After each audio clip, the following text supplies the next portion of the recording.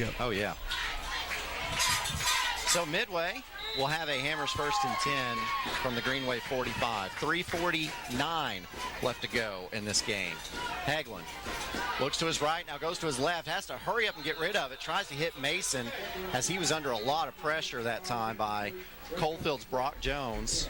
And Jones knocked him down and then lent a hand to pick him back And that's up. what you want to see right there. That is exactly what you want to see. Out of two similar communities like that. That's what high school football is all about.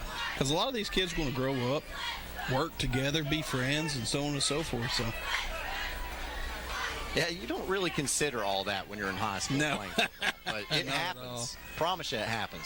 Here's Hagelin. Pass complete. And getting up the field, a good gain of about 5 to Cathers.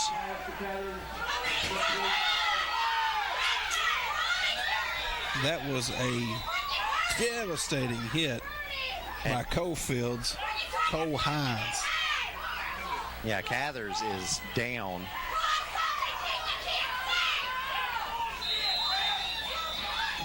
And we've got a stop and play for the injured player. I tell you what, let's take a break while they tend to Mr. Cathers.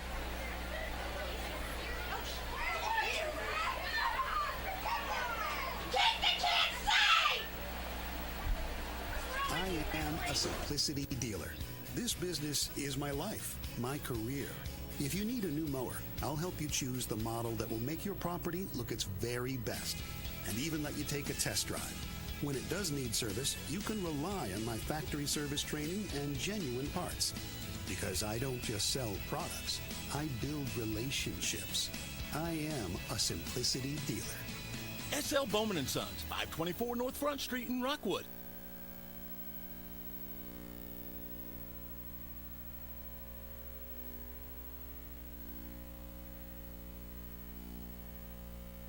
You've dreamed about the perfect house, a place to call your own, and a place to not only stretch out, but to grow.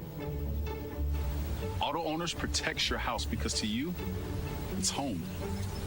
That's simple human sense. Ask Griffin Insurance Agency in Kingston if Auto Owners make sense for you. Happy to help, man. I was just over there talking to myself anyway. Game of the week as Austin Cathers is able to get up and walk out under his own power. He's grabbing the back of his neck, though, and when he went down with that injury, he was holding the back of his head, and so you don't want to see that. But it happens. So we'll watch this check flash replay and see if we can see what happens. You see, Hagelin just hits Cathers underneath. Ooh. I didn't see anything egregious there. It was a tough hit. Yeah.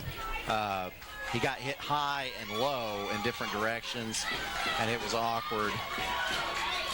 And you certainly hope that he is okay. But it looked like a football play to me. 3:27 left to go in this game. Midway facing a 3rd and 4. Hagelin takes a snap. Design quarterback keeper. And he's going to be tackled by the shoestrings by Brock Jones. Brock Jones actually stole his cleat on this tackle. I don't know that I've ever seen that before. Brock got enough on him. Oh, it wasn't Brock Jones, though. Actually,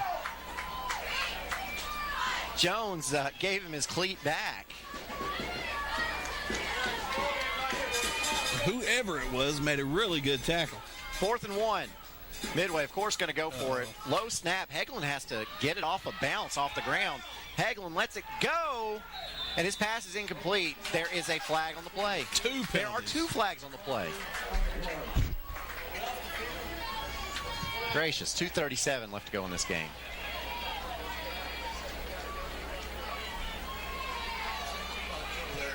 So one of these is going to be a pass interference. The question is, what's the other one? Because if it's on Midway, then those penalties are offsetting. I bet you we've had 20, 30 penalties tonight. And I tell you, somebody, a Bellsballman out there, is missing a good opportunity to be a sponsor for BBB TV on Friday night game of the week. Okay. So, we will replay fourth down because Midway was called for a hold. I didn't really see a hold there. I was thinking pass interference. So, Midway will get another shot at this thing. 4th and 1. And now,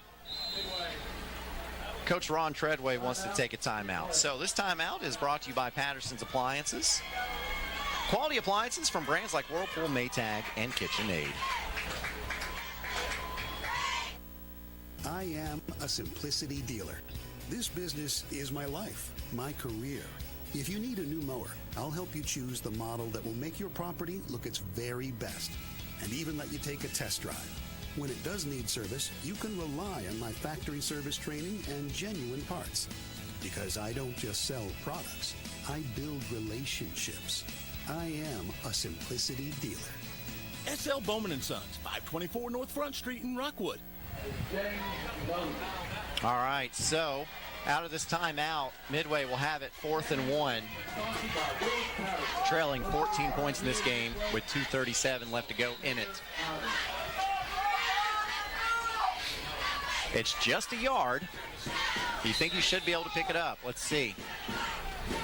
Like I've told you all along, though, I just not a fan of short yardage plays run out of shotgun. Tied in to the right.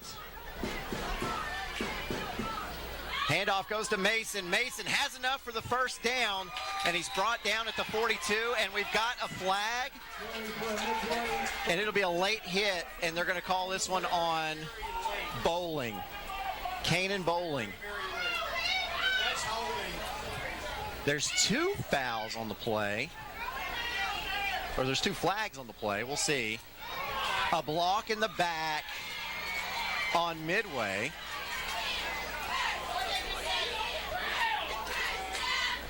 Wasn't aware there was blocking in the back on the line of scrimmage with offensive linemen. That's weird. Now they're still talking about it. I don't know.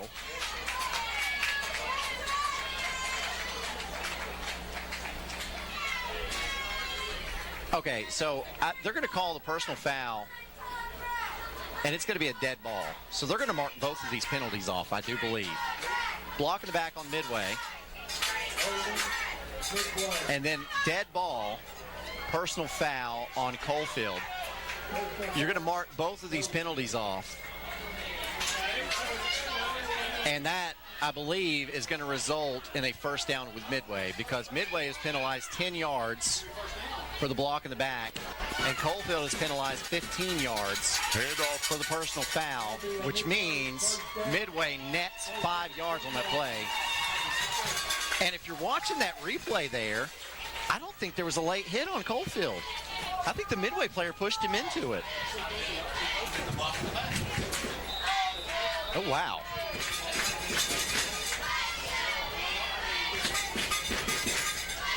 Gracious. Okay, anyway, Midway with the Hammers 1st and 10 from the Coalfield 40. Hagelin drops back to pass.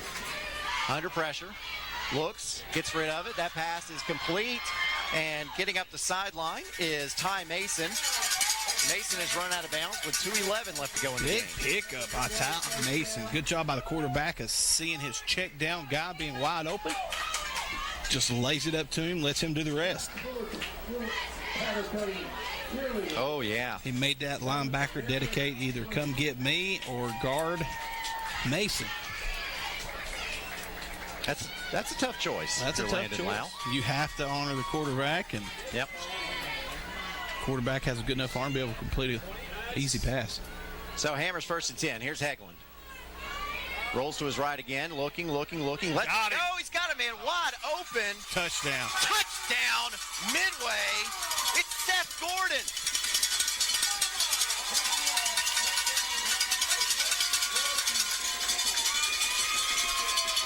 And this is a one-score game. 2 minutes left. Anything can happen in this ball game. Do not go anywhere. He had just enough on it to get it there. You got to give a lot of credit there to Gordon staying in bounds. As Sierra Cowell comes in to attempt the extra point, this is a very important extra point.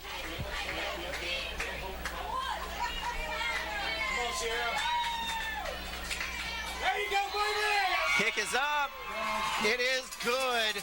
2:03 left to go in your game, ladies and gentlemen. Coalfield's lead has been cut to 7 on your OEB Law Game of the Week.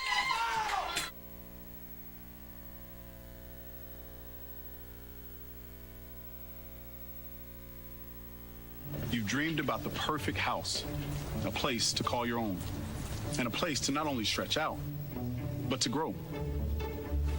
Auto Owners protects your house because to you, it's home. That's simple human sense. Ask Griffin Insurance Agency in Kingston if auto owners make sense for you. Happy to help, man.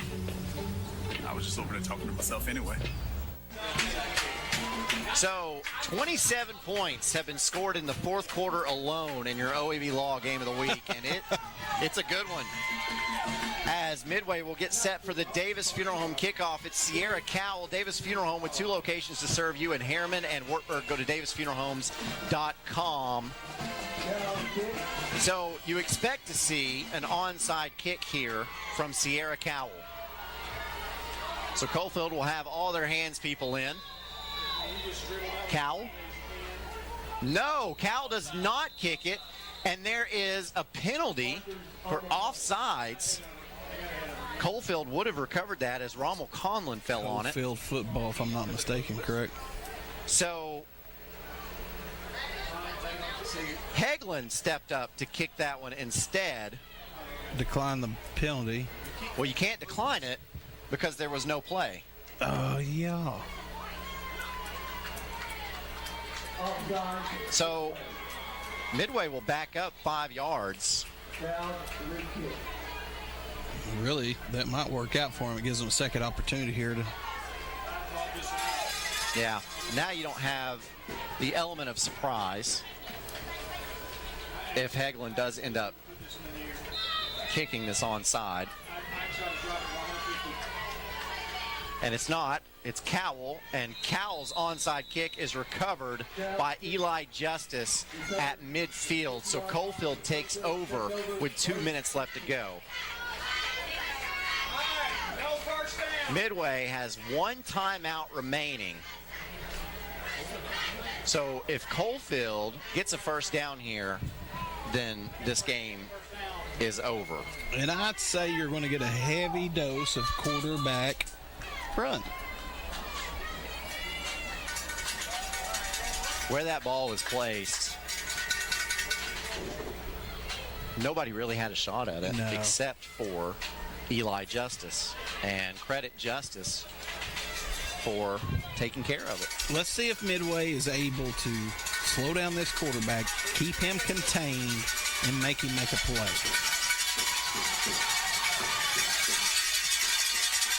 Cole Hines, facing the mighty cowbell, is going to keep it. Hines up the middle, gets it down to the 44-yard line. Pickup of 6 will bring up 2nd and 4. 1:50 left to go in the game.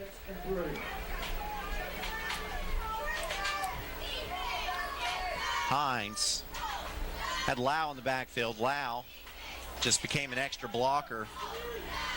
Did a good job making sure that hole stayed open for his quarterback. You can see on the Chuck Fleischman replay. Very important 4 yards here for the Midway Green Wave.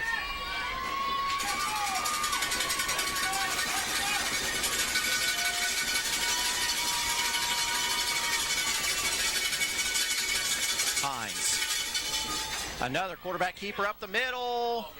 Gets to the 32-yard line. That's enough for a Hammers 1st and 10. And now, with just over a minute to go, Coalfield can run this clock out. What a game by the Midway Green Wave of coming back and keeping this thing close. And Cole Hines did what he has done all night long.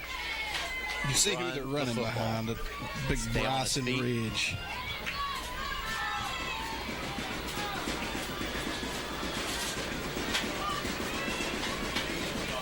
Now Coalfield, there we go. Hines going to take a knee all the way back to the 45. And that should be the last play of this ball game, and it is. Coalfield's going to be able to line up, shake hands. Ladies and gentlemen, this has been an excellent football game. Going into the fourth quarter, the score was 41-14. And we thought, man, this is not as good as we thought it was going to be. But Midway goes on to score 20 points in the fourth quarter. Coalfield scores 7. And this ends up a 7-point ball game. It's a good opportunity for both of these squads moving forward. You learned a lot about your programs, but there's a lot of corrections that both of these teams can make moving forward that will make them better football teams moving forward. It will indeed. So Midway takes its second region loss. Coalfield stays undefeated in the region. So now Coalfield solely in the driver's seat now.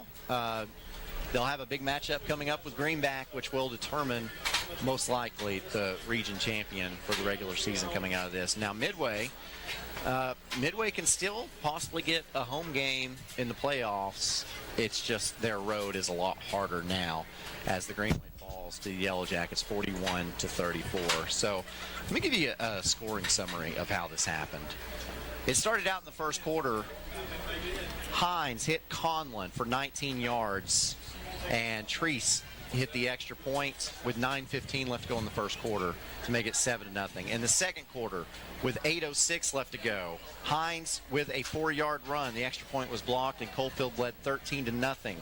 With 3:58 left to go in the half, Emmett Haglund had a 1-yard run. Sierra Cal's extra point was good, and the score was 13-7. But then before halftime, with 1:24 left, Hines hit Roberts for 39 yards. And Conlon had a 2-point conversion. Then the score was 21-7 at halftime. In the third quarter, with 8:38 left to go, Cole Hines hit Rommel Conlon for 61 yards. Treese's extra point was good, and Coalfield led 28-7. Then, a little over a minute later, with 7:16 left, Colton Henry had an 11-yard run. Treese's extra point was no good, and Coalfield led 34-7. So Coalfield was up 34-7 with 7:16 left to go in the third quarter.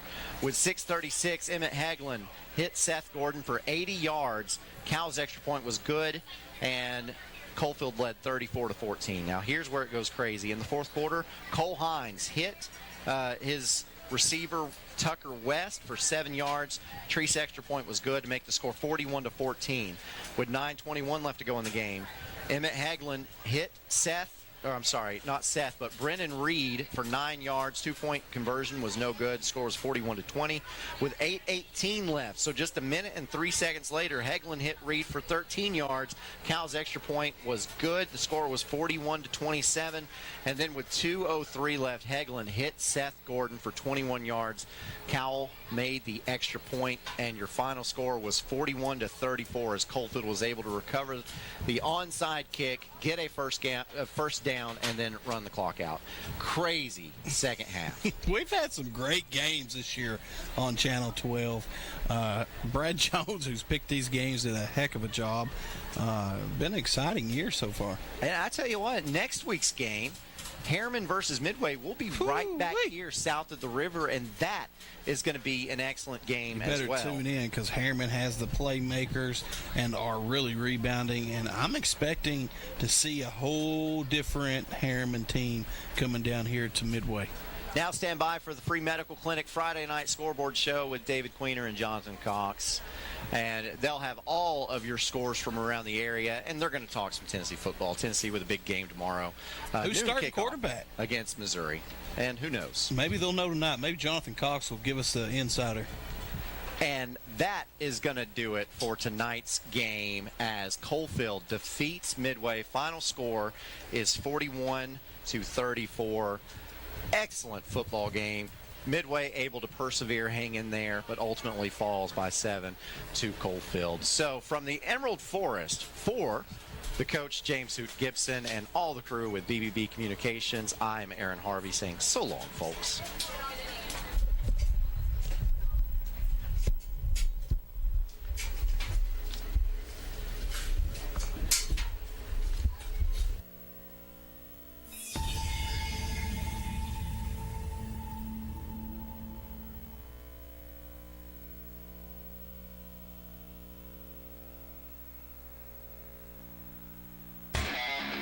Football is back.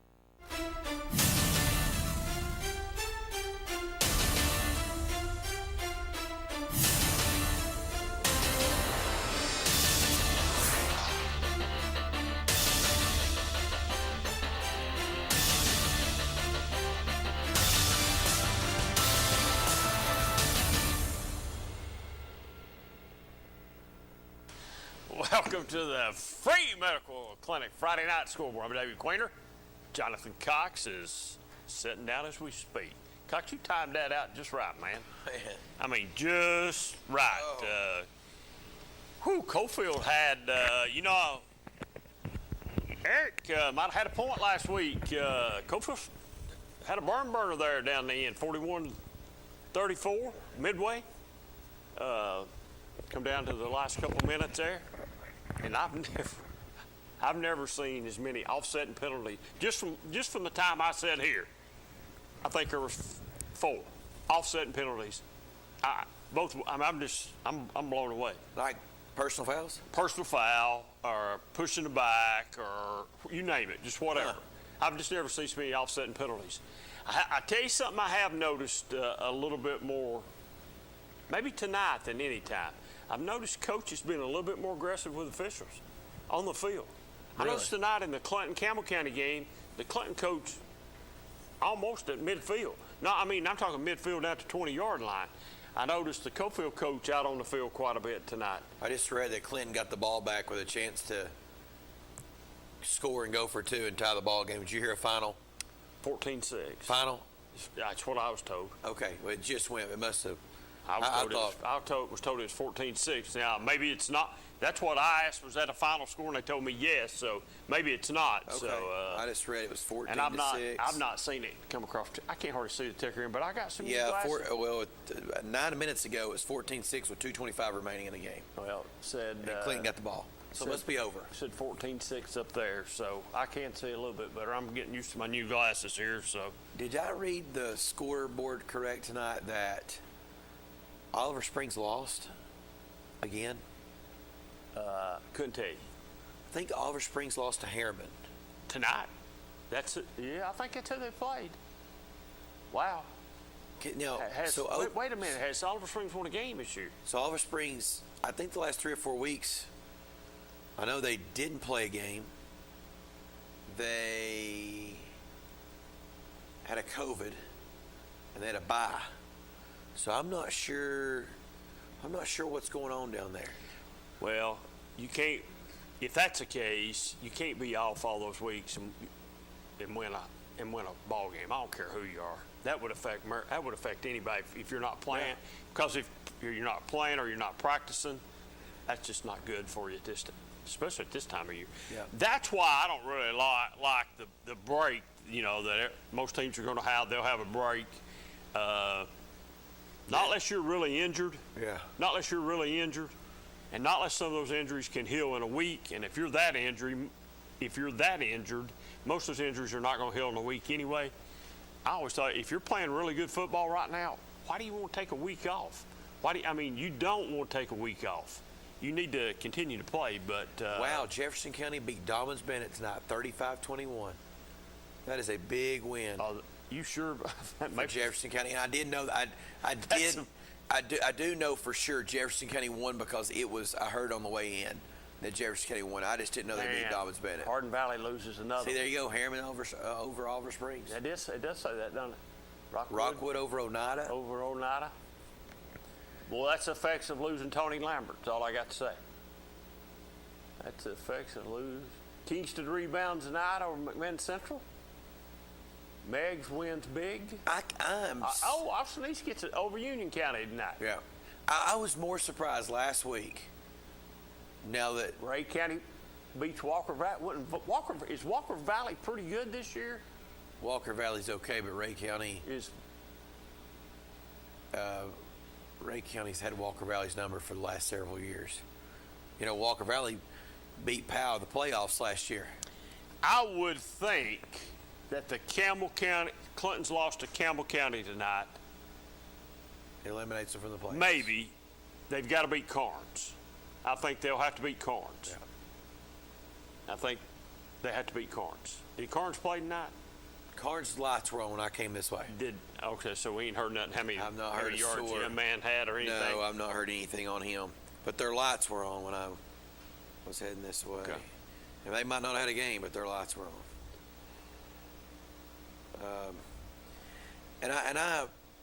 I'll be honest with you. I hate that for Campbell County or Clinton. You know, they started off good. I thought they had a chance to win that football game tonight.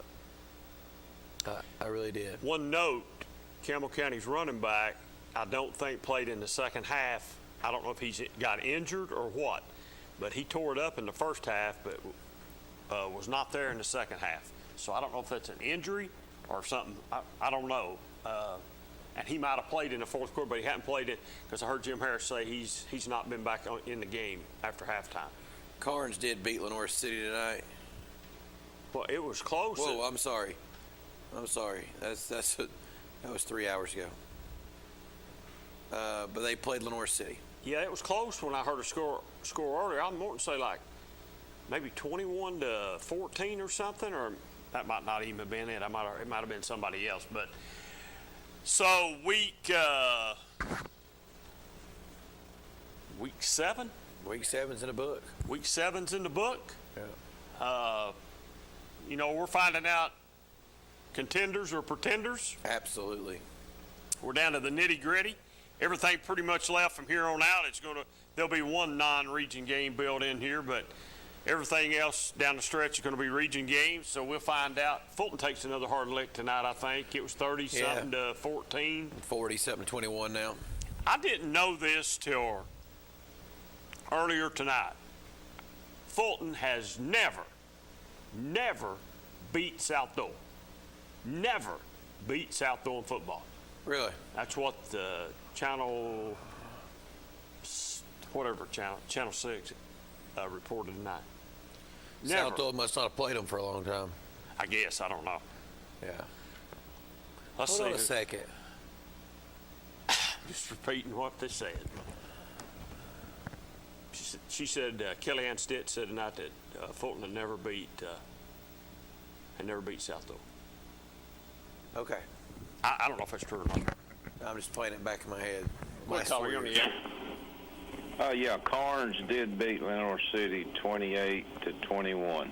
28-21. Carnes beat Lenore City. Thank you, caller. Okay. Thanks, man. So a close ball game there with Carnes. I know I know both of those opponents are, I think, future opponents of Clinton coming down the stretch here. So I'm trying to think who Clinton has coming down the stretch. Carnes, Lenore City, and Gibbs, maybe. Yeah, I think so. I know the Clinton Carnes game will be a big game. Well, it's a must-win for Clinton if they want to go to the playoff. Yeah. A lot of penalties, and I'm surprised about this for just a little bit. A lot of penalties for Clinton tonight. With Coach Keith's background as a military guy, I'm surprised that they're not a little bit tighter. Is that all on Coach Keith, or that could be on the position coaches? It could be on position coaches too. I'm not putting it all on him. Yeah. I'm just saying I'm surprised that they're not a little bit more disciplined than what they are. As far as, and that rolls back to your position coach too. Did you get to watch any of the Anderson County Carter game? I watched a little bit of it, not much, because I don't like to listen. The freshman, I didn't watch any of it. I wasn't in town, but the freshman quarterback, the Miller kid, they said was a starter. I heard. I missed the first part of it. When I came back, it was either 14-0 or 21-0. I don't remember when I turned it on. That's what the score was. I don't know if he started or not. I know they did talk about him at some point in the game. I heard him talk about him. So he's just a freshman? Yes. Dad's a Fulton guy. His dad's a Fulton guy, yeah. His dad. Do they live out here or something? They moved to Norris a couple of years ago, 2 or 3 years ago. Oh, okay. Yeah. Yeah, but no, he was Brano was a Fulton guy, his dad. Okay. Didn't know that. So I heard him talk about him, but, they ran some different kids last night. I mean, Noah ran the ball some, Moot ran the ball some, but they ran another running back too last night. And, they had a little bit more balanced tackle. But now Noah really stood out on the defensive side of the ball last night.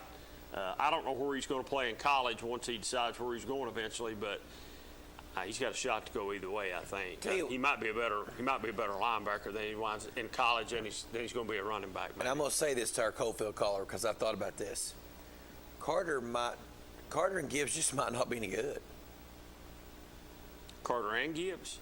I mean, Gibbs, I've watched Gibbs in person, and that Carter-Gibbs game went down the wire. And then I've watched Gibbs in person. It ain't good. And then Carter, Carter goes to Coalfield, wins a close game, and then Carter goes to Anderson County and just gets manhandled up there. So I'm not sure Carter. Yeah, the stomp was on up there last night. I'm not sure Carter and Gibbs are real good. I don't think Carter recovered after the whatever it was, 14 or 21. And I think one of them was an interception maybe for a return. Maybe there was a couple turnovers. Carter, I don't think ever got back on track after that. Good caller, you're on the air. Yeah, I see where Oak Ridge got beat 38-7 tonight. Yep, that's what they're saying. Oak Ridge got dominated tonight by Powell. Any prediction on the score for Oak Ridge and Greenville next week? Any prediction? 70-7, 70-10, 65-14, something like that. Because I know they beat a team tonight, 66-7? Yeah, I mean, Greenville's going to score 50 to 60 points every week. And I just don't think Oak Ridge is any good. Well, Clinton's got Lenore City, then they got an open date.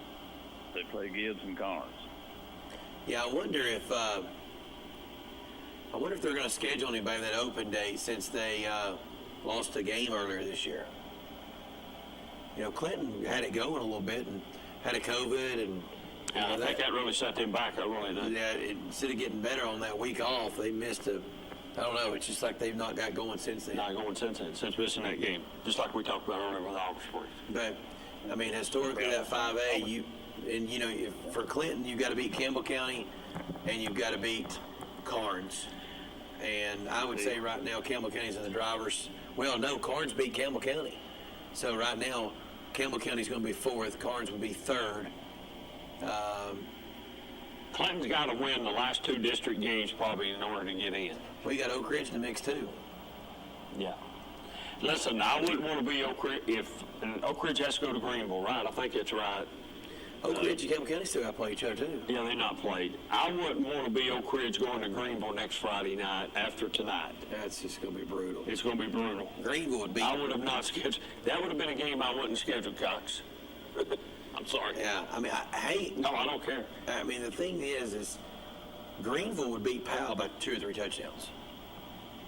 If that gives you any idea of what's going on next week up there. Yeah, I think when you talk about football teams, you talk about Oakland, I'm talking on the public side now. I think you talk Oakland, Maryville, Alcoa, Greenville. You talk all those in that language. That's me anyway. Somebody else might talk different. I think that's the teams you talk about. The dominant four, if there's 4 dominant teams in Tennessee, public side, not private, public. I think that's the 4 teams. I think everybody in this area would love to see those 4 teams square off and play each other somewhere or another. But I think that's the 4 dominant teams in public side football. That's David Quinter. That's nobody else. That's just me. Anderson County plays Gibbs next week. AC will kill Gibbs. AC should kill. If AC loses that game, their fault. AC's schedule was front-end loaded for 6 weeks. I mean, they've got to open just like Clinton, and then they play Bearden and Scott County. Yeah, they're going to run the table. I've watched Bearden play. AC will not lose another game. I think AC's next test is a second round against either Elizabeth or Fulton. Yeah, AC. Go ahead. After Oak Ridge plays Greenville, they got Carnes, Dobbins, Bennett, and Campbell County. And they've got a tough road to hoe. I don't think, just big picture here, I would not be surprised if Campbell County or Carnes 1 could get them this year. Whew. You know, Campbell County's beat Oak Ridge one time, I think. One time in school history. I think I'm right, one time. It's no more than two. I don't know if Carnes has ever beat them in football. I don't know if somebody could tell me that knows. The Dobbins Bennett, it appears that Dobbins Bennett is not as good as what the record was a few weeks ago when they played Greenville. So since then, the real Dobbins Bennett has stepped forward. They're not very good. So that game with Oak Ridge is always a traditional or good game. So I don't know who will win that game, but if Oak Ridge goes in on the skids right there, losing a couple in a row, who knows what will happen. But Oak Ridge is in a little trouble right now. Well, you think they'll keep Gaddis another year? I have no idea. All I would say, who would you get? I mean, if you ran him off today, who would you get? I mean, he's a legend down here. I mean, just went and played for a state championship last year. I mean, he lost a ton. He lost a ton of kids. He lost a ton of kids. I mean, he might not admit this. I think he's in a rebuilding mode a little bit. I mean, you got a starter. It's a first-year starter. I mean, I know he's been devastated on the offensive line. I'm not taking up for it because I don't have to. He can fend for himself. But I don't think they run him off. Who knows? But I'd be surprised if they did yet. No, probably not. Just the way people are. They want to win football games. All right, you fellas have a good evening. Thanks, man. Right. Good call. You on the air? Yes, Quinn. I just wanted to comment on, you were talking about why Oak Ridge would be playing Greenville. And I know a couple of years ago in the Oak Ridge, David Clary had written an article about looking back at the glory years of Oak Ridge. And, I like David Clary, and I'm an Oak Ridge fan myself. But I don't, the thing that I see about it is that, he's sort of intoxicated with the Kool-Aid as far as his opinion of them. And so in this article, and it's online, you can read it. I think it's still online. But you can read it about how that schools were scared to play Oak Ridge back in the day. He had interviewed all these past athletic directors, etc., and he talked about how even Sevier County a couple of years ago was afraid to reschedule it. And what I don't understand is that why they want to play Greenville, because I don't think they're up to that level, and I don't think that, I know they played in the state championship game last year, but I don't know if they're up to that level or will ever be back to what they were back in the 60s and 70s. Well, no, you're right. The landscape's different down here than it was back in the 70s, 60s, 70s, and 80s probably. The landscape's a whole lot different. 90s even. Even the 90s.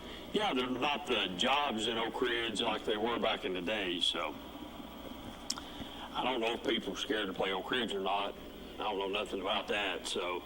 Right. Well, like I say, I think it's just that he's intoxicated with the Cardinal Kool-Aid sometimes to think that, because I don't, like I say, they're a great program and they've had a storied past, but as you say, they don't have the population to draw from or the school population to draw from like they did years ago. I can remember sitting on this show several years ago, and Oak Ridge homers, as you're saying, intoxicated with the Kool-Aid, wanted the program to go to 6A and not 5A where they belong to play the Maryvilles and the Oaklands of the world and the Riverdales.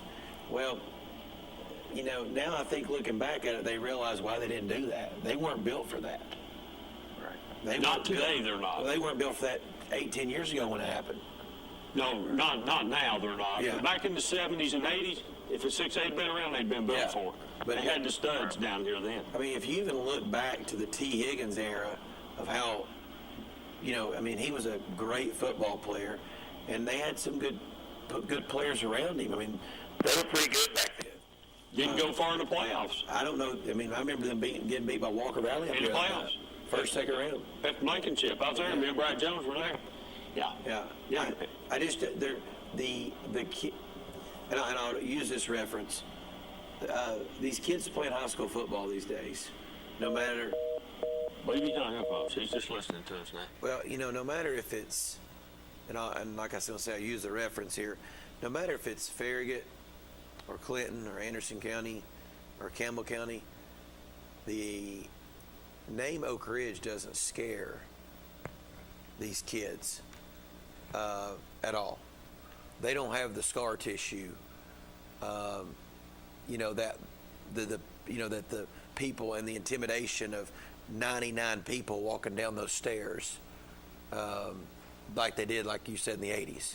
Yeah, I mean, that used to be intimidating. It was like the Ryder Cup. Those young kids, they don't have any scar tissue. They don't care. Back in the 70s and 80s and 90s, Anderson County wasn't around. Yeah. Anderson County High School wasn't around, man. They wasn't even thought of, I don't think. 82, 83. Somewhere, and now, then it's on the map, and they didn't play they played at one time, but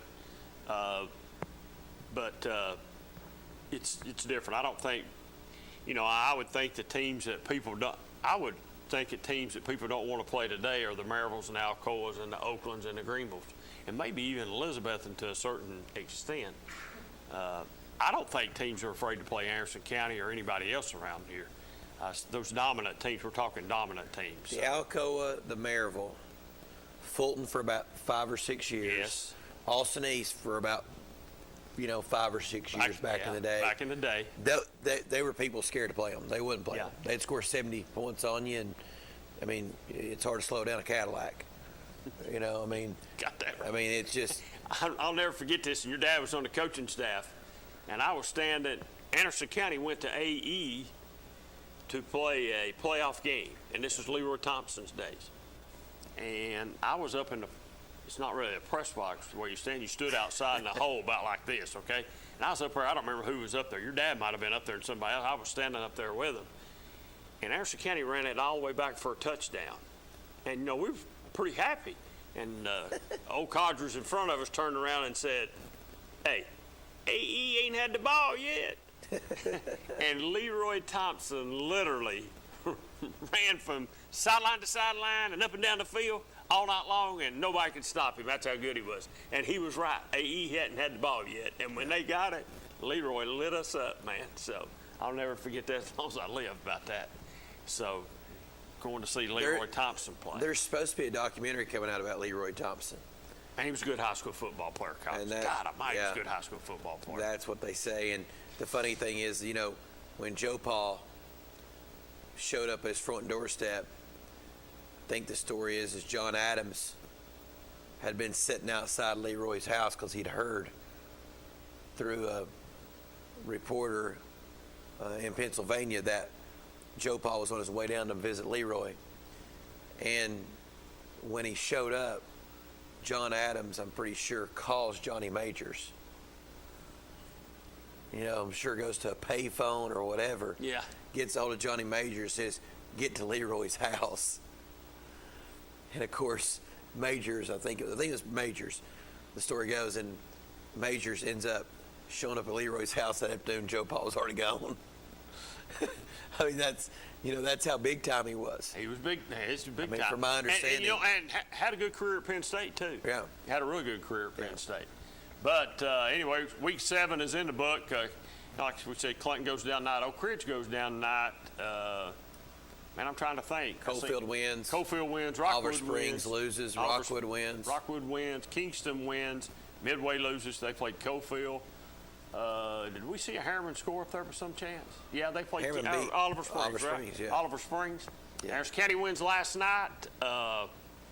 So that's our area covered pretty good right there. So if you have any questions or want to talk to us about any of that, 483-8112, give us a call and we'll talk to you. And we will talk to Tennessee football. Tomorrow's game against Missouri. Big game.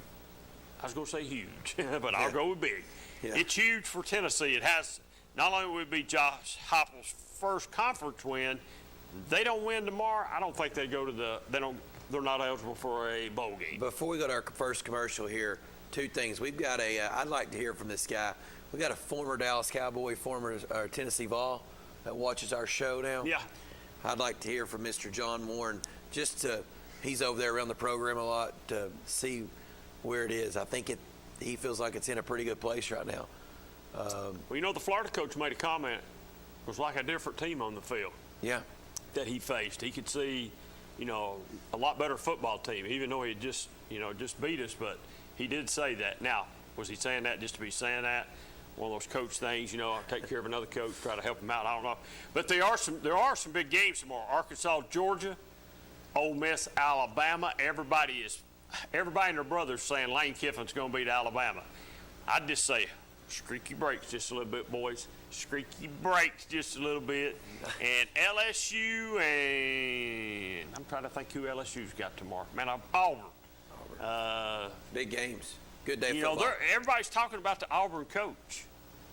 They're saying he's a weird character. Oh, yeah. No, he might not last long in Auburn. He should have lost Saturday. Yeah, he might not last long. Yeah. He's took an Auburn, with Nix at quarterback, subbed in from a guy, and I don't know how it's all going to work out for him. I mean, I don't know. We'll see. Let's see. Another thing before we go to break. Congratulations to the Kingston boys and girls golf teams, both qualifying for the state tournament the other day. Didn't they do that last year? Didn't they go quite far last year? They did. I think they might have been runner-up in the boys. But the boys and girls both make it this season. They both made it last season, but they both make it again this season. They'll be playing at Sevierville Golf Club for the state championship. Where's that golf course at? Is that right as you're going in on the 4-lane right there over on the right side you can see over there? Yep. Right there on the right. Right there by the river. Right there by the river. Know where it's at. Yep.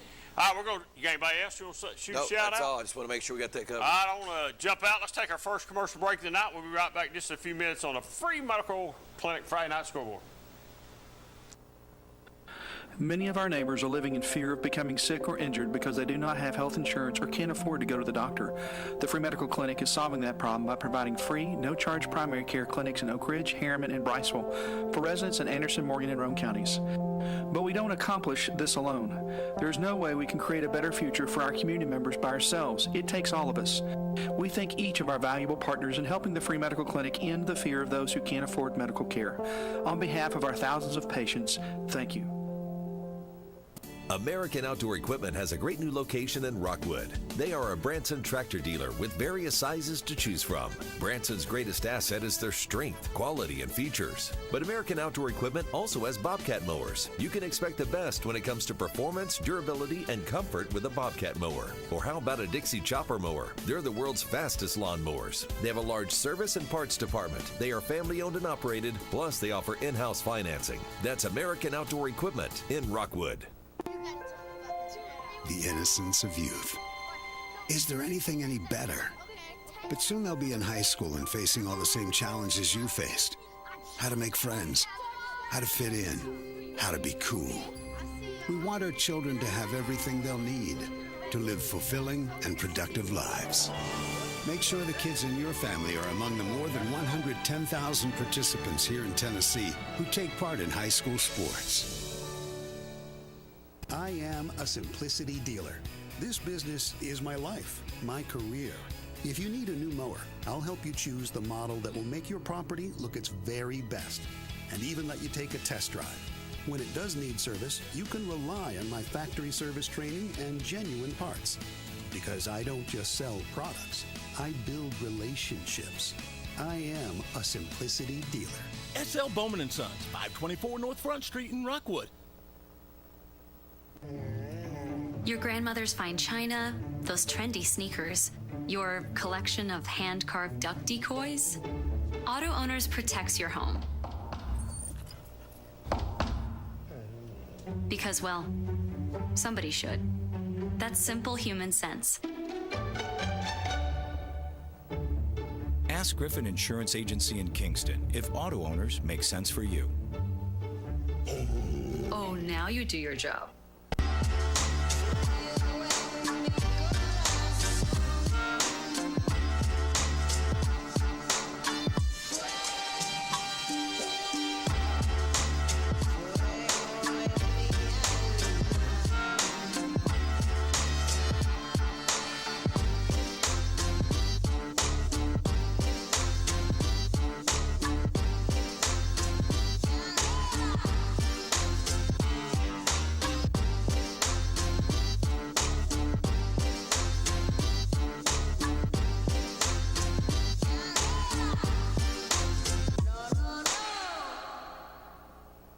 Evans Mortuary has been serving the needs of families in and around Roane County since 1976. As established members of our hometown community, we understand the security of dealing with people you know you can trust. We build our reputation on this trust. The Evans family appreciates the confidence the community has expressed in us over the years and will constantly strive to earn that favor. Evans Mortuary, 805 North Gateway.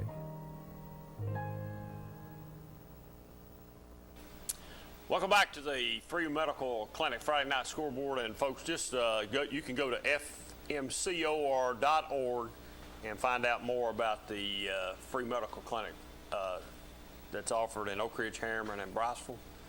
If you get on there, they give you some phone numbers. Don't live in fear, folks. There's some medical help out here for you. You can get just about anything you can get at any other doctor's office, and we appreciate them sponsoring our show tonight. I think the biggest game in the area tonight was probably Oak Ridge and Powell, and that turned out to be a romp. It was the biggest statement game in the area. It's just a big region game. Both teams come in tonight 2-0 in the region or district or whatever they're calling it now. So I just don't know. I just don't know if I'd wanted to step out of the region and play Greenville next Friday night. So, just me, man, just me. When you make that schedule, you're runner-up in the state last year. Greenville's not been to the state tournament or state championship in the last 2 years. Well, you think that program's downhill a little bit, maybe? So, yeah, but I don't know anything about Oak Ridge's personnel. I don't know anything about their the dynamics of their team, but from the looks of things that are going on up there, I would guess they're somewhat of a young team, and I would guess they're lacking some senior leadership. After first quarter tonight, I was looking back, trying to educate myself a little bit. After the first quarter of that football game night, you know what the score was? 7-0. 7-0. Oak Ridge or Powell? Powell's leading 7-0. Powell 7-0. But I mean, at the end of the first quarter, you can't be feeling bad about it. Your defense has played good. Well, I think Oak Ridge's defense has played good all year long. It's their offense has not played well. But they ended up giving 30 points tonight, right? Yeah. I know they did. But, listen, you can only sustain it for so long. So long. I don't care. Clinton's defense played great tonight, and I think we'll have maybe the Campbell County coach here after a while, maybe, hopefully. And he probably will tell us that Clinton played stout on the defense side, but eventually you get wore out, things happen. So I'm surprised Clinton's offense is not putting more points on the board after watching them in person with their personnel. It's just like something's happened up front. I mean, I watched it a little bit tonight. They got any injuries up front? I don't know. I mean, I want to roll back to Oak Ridge just a minute, and I know Coach Gaddis has said and talked about it. I heard him talk about it on his radio show a couple weeks ago.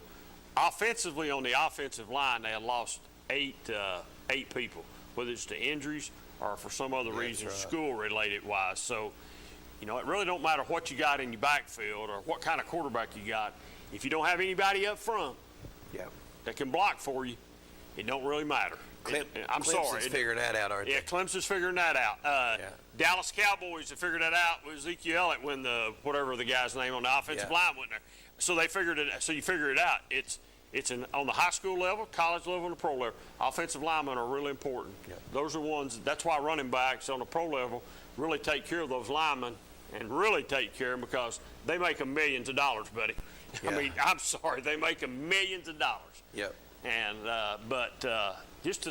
and I'm not taking up for Oak Ridge and I like Coach Gaddis, but I'm not taking up for him. Like I said, he can do it himself. But I think you're right. I think he does have a young football team. It has to be. I mean, you just look what he lost last year. And just look at all the positions, the things he lost. Well, I will just circle one position only. And nothing against a kid that's playing it this year because I think the Tarwar kid's going to be a good quarterback. But he lost a quarterback that had been a 2-year starter, or maybe a 3-year starter. And new offense coordinator. Yeah, new offensive coordinator. But I don't know. Oak Ridge is having some trouble right now. It's boat's rocky. Yep. The boat's rocky. If you really wanted to look back a couple of weeks ago, boat was rocky up Anderson County too. I mean, they're going to win their last 4. They have played a tough schedule. I give them credit for that. So we're going to find out in the next couple of weeks what Clinton's made of. We'll see, what Clinton's made of. The only thing that worries me about Carnes with Clinton is the running back, and I don't know. They said he was at 1,500 yards tonight, maybe. Yes. And everybody thought he might go over 2,000 tonight. I mean, that'd be having over a 500-yard rushing game. So I don't know how many yards he wound up with, or if he's close, but he must be under. If Tennessee needs that young man bad. The last time Tennessee offered somebody from around here was the T. Higgins kid, and he's already gone. And running back. But maybe this one is the real deal. Maybe this one's the real deal. How big is he? Is he SEC size? I mean, as a tailback, is he 6 foot, 5'11"? Is he built? Is he built for it? I mean, can he take the grind and the punishment? Absolutely. He's fast. And I know we're not. He's fast. He must be. I know we're not talking college football, but here's another game just popped in mind. When you get old, you got to say what you got on your mind right then, or you forget about it. Another game tomorrow. A lot of people picking Kentucky to beat Florida. Yep. A lot of people says Kentucky's the real deal this year. They've got a really good quarterback. Now, I've not seen them play, so I have no idea what I mean. I'm listening to other people talk, so I don't know if that's true or not. So, that's another team down the road that I think a lot of Tennessee fans have got a W by is when they play the Wildcats.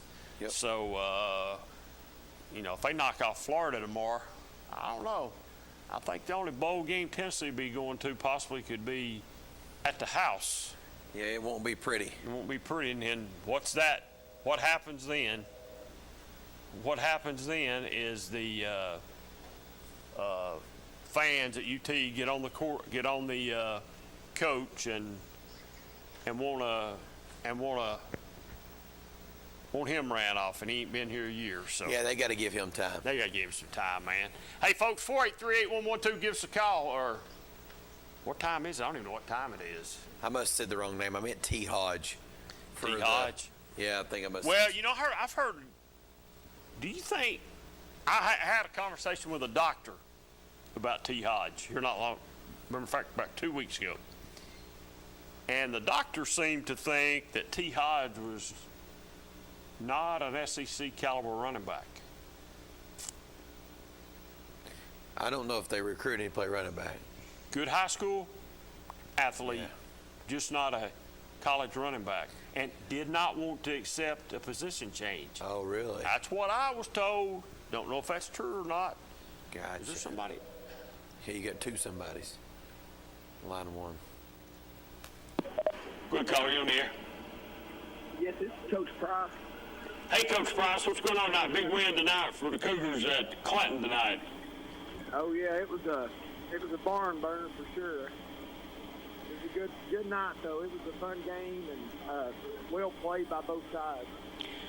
Hey, Coach, one question: did your running back get hurt tonight? Yeah, he did. He had to come out.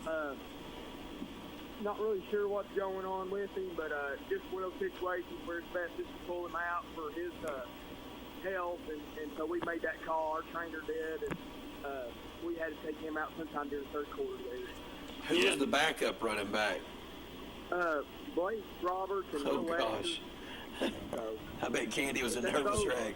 Oh, they were, and those guys, and they both start on defense, and we kind of, let them come in, but obviously when you lose when you're probably your best player on offense, our guys definitely stepped up, and Steve started making some big plays, and Will and Blake had some big runs too there late to keep the chains moving and help us just, find a way to pull one out there at the end.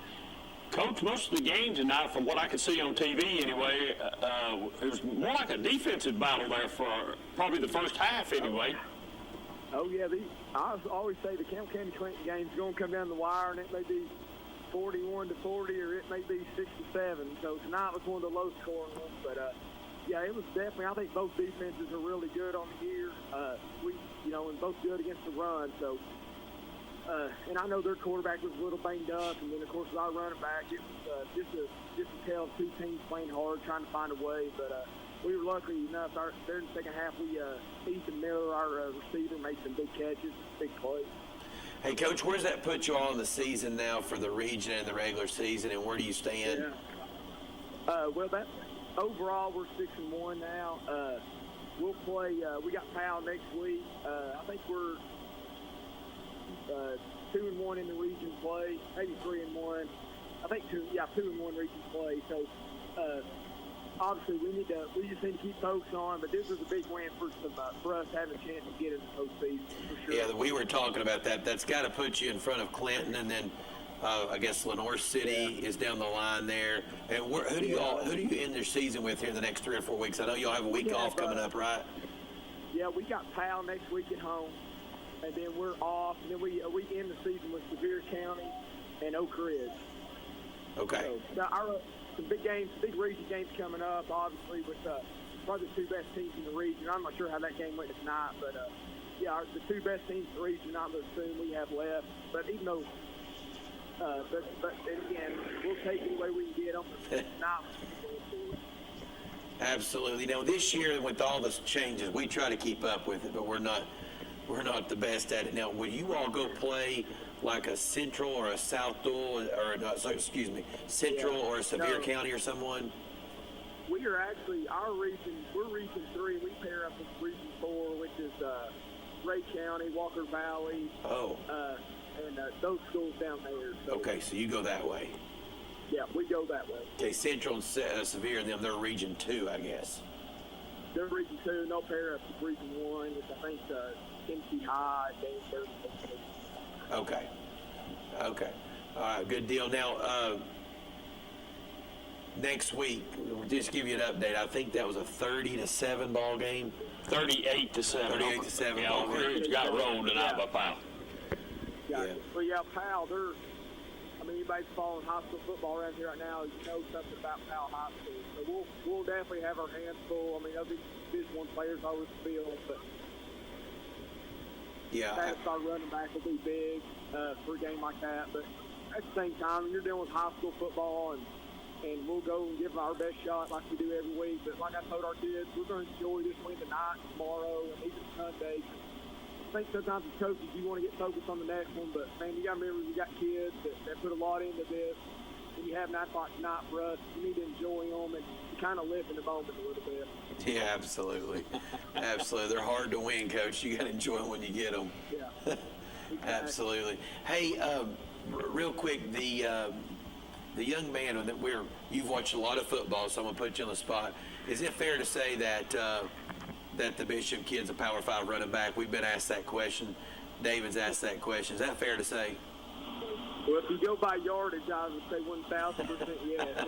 He's hard to tackle, and he knows how to find the holes. And but I'll tell you, with Carnes, they're a lot better overall as a team. He's elevated everybody in that program, and it shows you his character and his leadership. So yeah, he's very talented. Obviously, I'm not a ace recruiter for some Division I program, but I would definitely say you'd want somebody like that on your team. Is he a bigger kid? Is he about 5'11", 6 foot? Is that fair to say? I would say somewhere around there. But man, he runs like Derrick Henry's size. He never goes backwards. He's always going forward. Absolutely. Hey, congratulations on the win tonight. Congrats.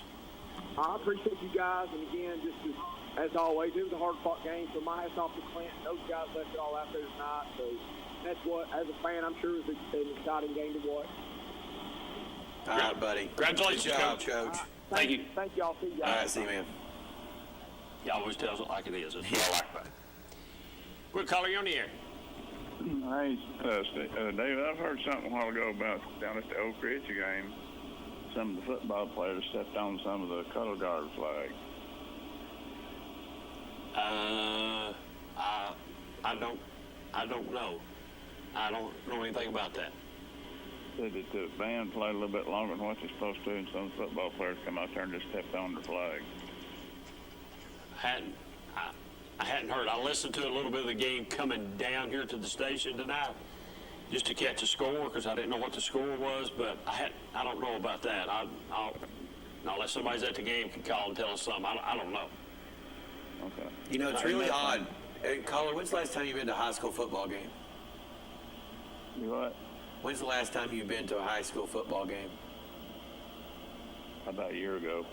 So, did you notice, and the only reason I noticed this because I think high school football lasts way too long. I think the clock, something's got to change. It's too long of a football game. But the thing that gets me about high school football right now, and I understand why, but halftime is 23 minutes long. The first 20 minutes is 10 minutes for the home band, 10 minutes for the visiting band, and 3 minutes for the players to get warmed up on the field. So they give you a 3-minute period to get back out there and get stretched and get going once that band leaves that field at the end of 20 minutes. That's not much time either. No, it's not. Well, but no, let's I'm going to stop you both right there. These are 16, 17, 18-year-old kids. I went to a Titans game. They got 13 minutes for halftime. They took the field 2 minutes before the third quarter started. I was specifically paying attention to it. So you're saying they only need 2 minutes? No, but wait a minute. I bet the pro game didn't have a band on the field. No, they didn't. So the special teams guys came out and warmed up on their own. The kickers came out. They did they had Bum Phillips got into the Ring of Honor. Yeah. So they weren't out there for that. They come out about 6 minutes left. They start kicking extra points and punts. But literally with 2 minutes to go, they take the field. And I don't know if y'all watched that Manning and Manning show, but they were making a joke about it. They go, here we go into halftime. What kind of adjustments they're going to make at halftime? And Eli says, halftime's so short you can't make an adjustment. What? Manning and Manning, what are they doing? You've not seen the Monday night show they do? Listen, I wouldn't watch that if it was the only show on TV. Listen, I'm going to take that from me and you, caller. Okay? Then why, for all these years, have we heard you need to stretch and loosen up when you come back out?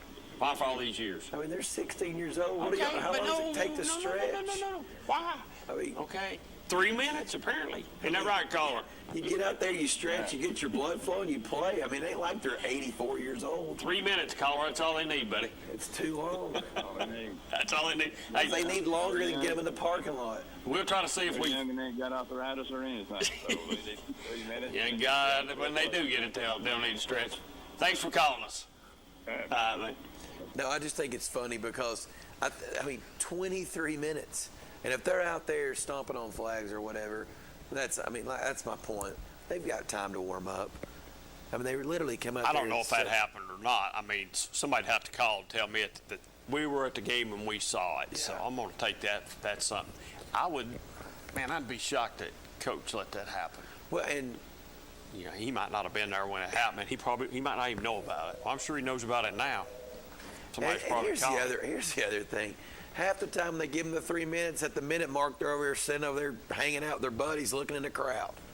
Well, that's true. I agree with that too. So it's a bunch of soft nature. Go ahead, caller. You're on the air. Hey, the 20-minute halftime has been going on for several years, even back when I was still officiating, and a lot of times, even when there's only one band, both coaches want that 20 minutes. And the 3-minute warm-up is mandated by the National Federation. And we talked about I don't know how you get around it. No, you don't. Let me ask you something. You don't get around changing anything until the National Federation of High School Sports change it. Football games last too long. 23-minute halftimes is too much. I mean, I'm just telling you what it is. Dale, let me ask you a question. If they run over that 23 minutes, is that a penalty? Supposed to be on the home team. Have you ever called that penalty? No. Okay.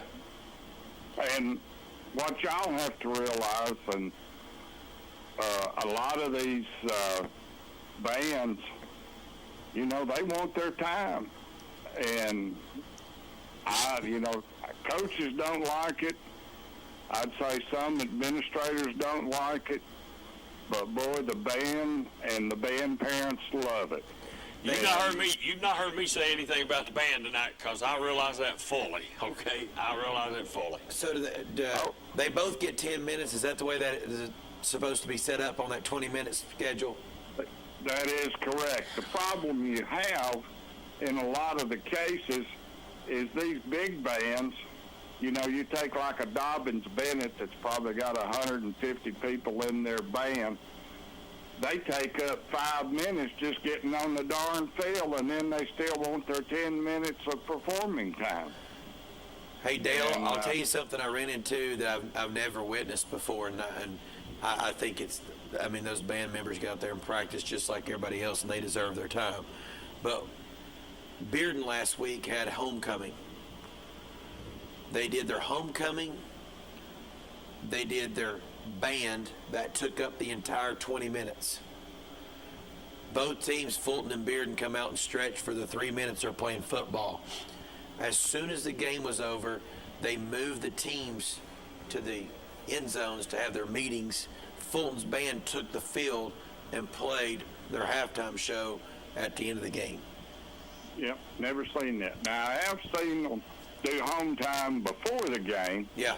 So we'd clear the teams off, and they'd go out, especially the homecoming stuff. But, man, I tell you what, if they don't do it before the game and they do it at halftime, the officials are in a bind. Yeah. Because there's going to be a damn riot out there, pardon me. Yeah. If you have a situation where you throw a flag on the home team for homecoming and the band.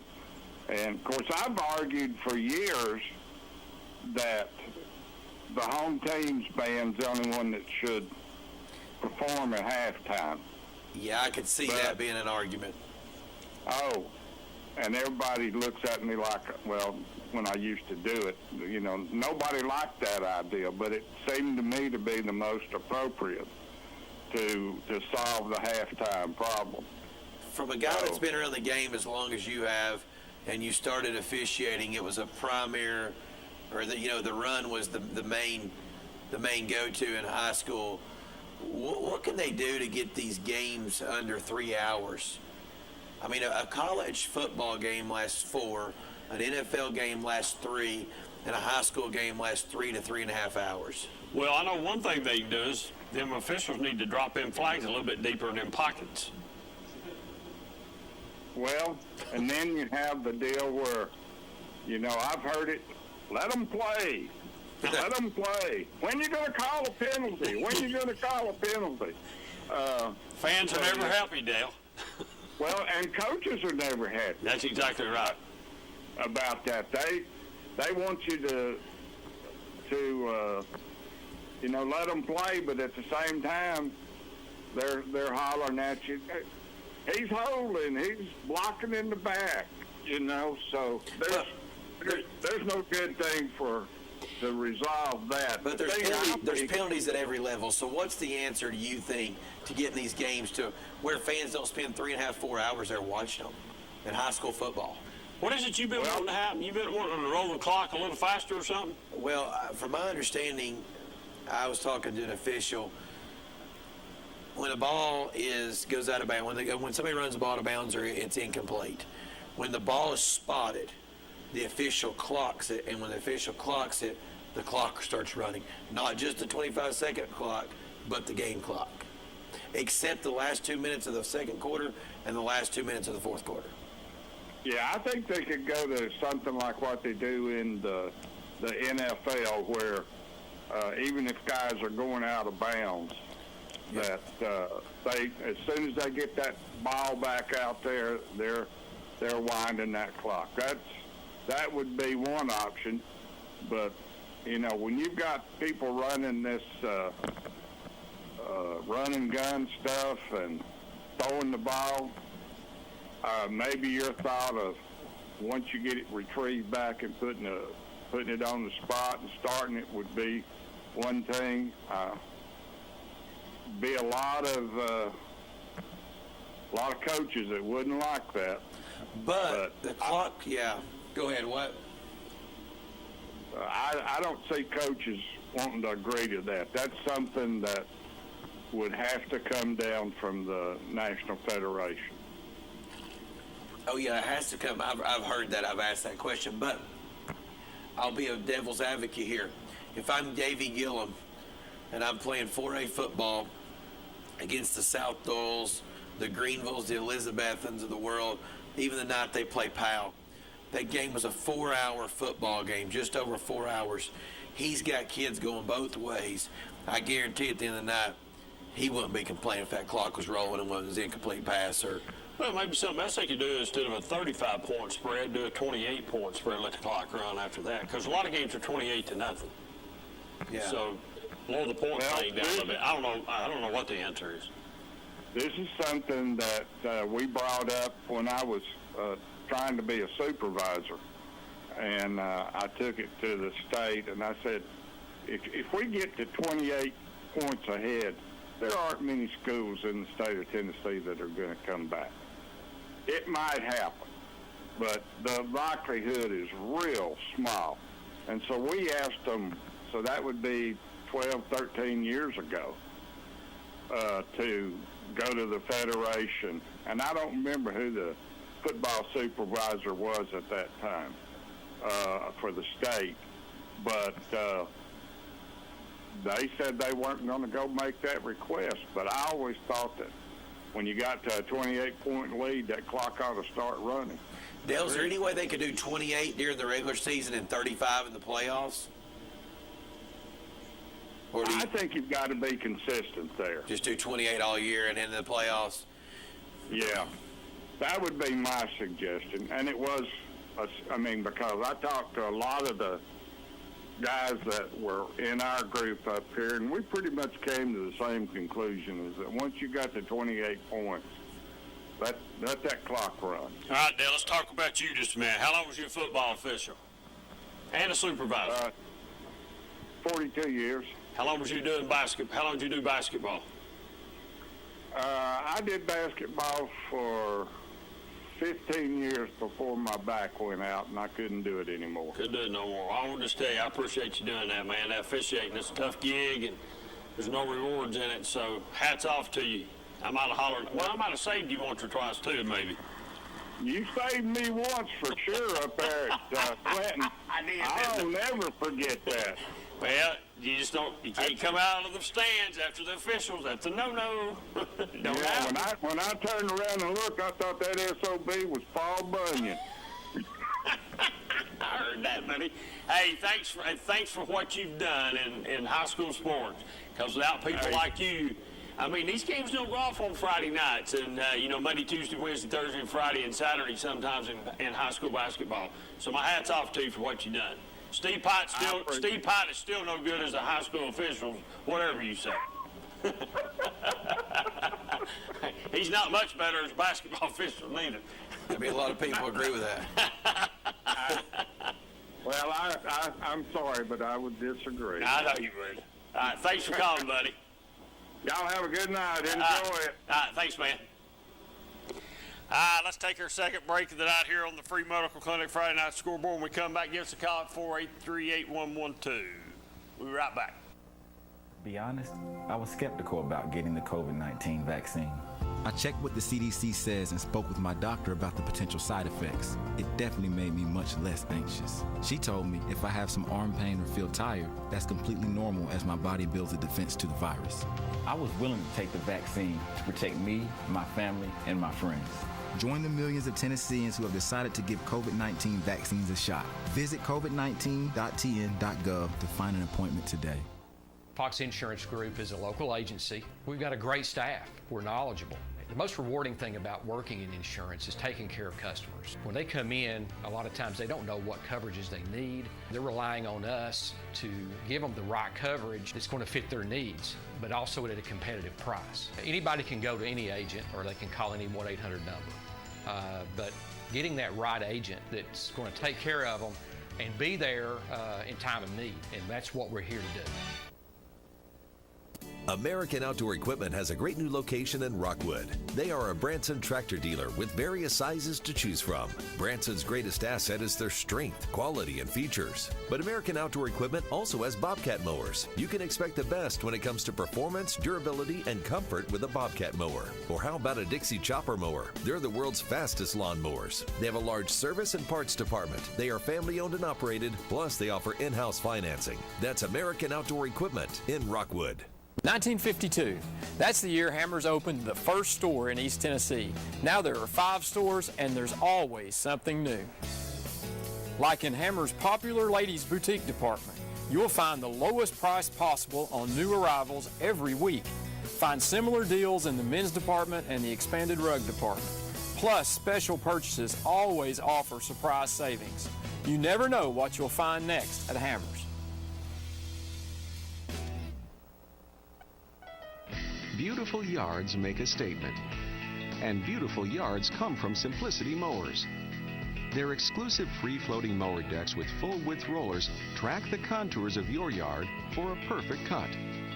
So visit your neighborhood Simplicity dealer today and start the conversation about your lawn. Simplicity, the way to a beautiful lawn.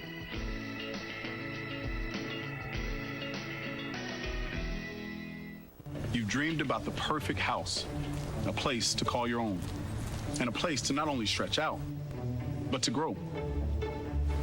Auto Owners protects your house because to you, it's home. That's simple human sense.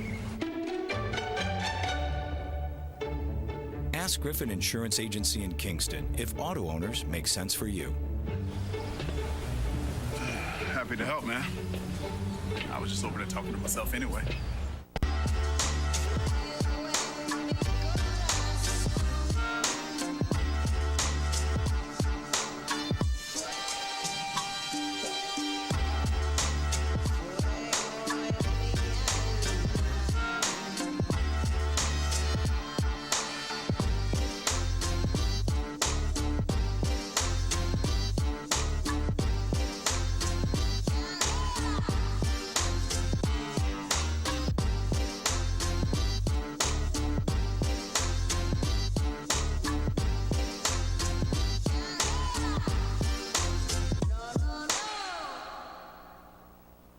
Mortuary has been serving the needs of families in and around Roane County since 1976.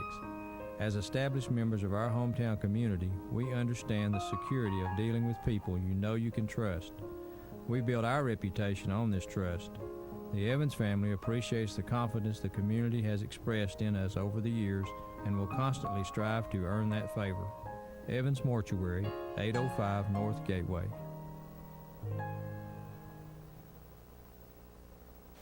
Welcome back to the Free Medical Clinic Friday Night Scoreboard. Well, Cox, we're down to that time. It's time to talk Tennessee football. Here, let me just give a quick rundown. Oak Ridge caller didn't call tonight. Cofield caller didn't call tonight. So, you know, the fair weather fan that's an Oak Ridge fan, we understand why, because they got kicked tonight. So his he ego's ain't called probably much this year. No, he ain't called too much. So he don't even know this. He probably didn't even know Oak Ridge played tonight. So, what do you think? What's the odds of that being him? That ain't Oak Ridge. That's the Cofield guy. Think that's the Cofield guy? Yeah, he's trying to figure it out right now. Let's see. Good, Cody, you on here. Hey guys, it's Jesse Smithy. How are y'all tonight? We're doing good, Jesse. How you doing tonight? I'm doing all right. Just pulling out of Fulton High School.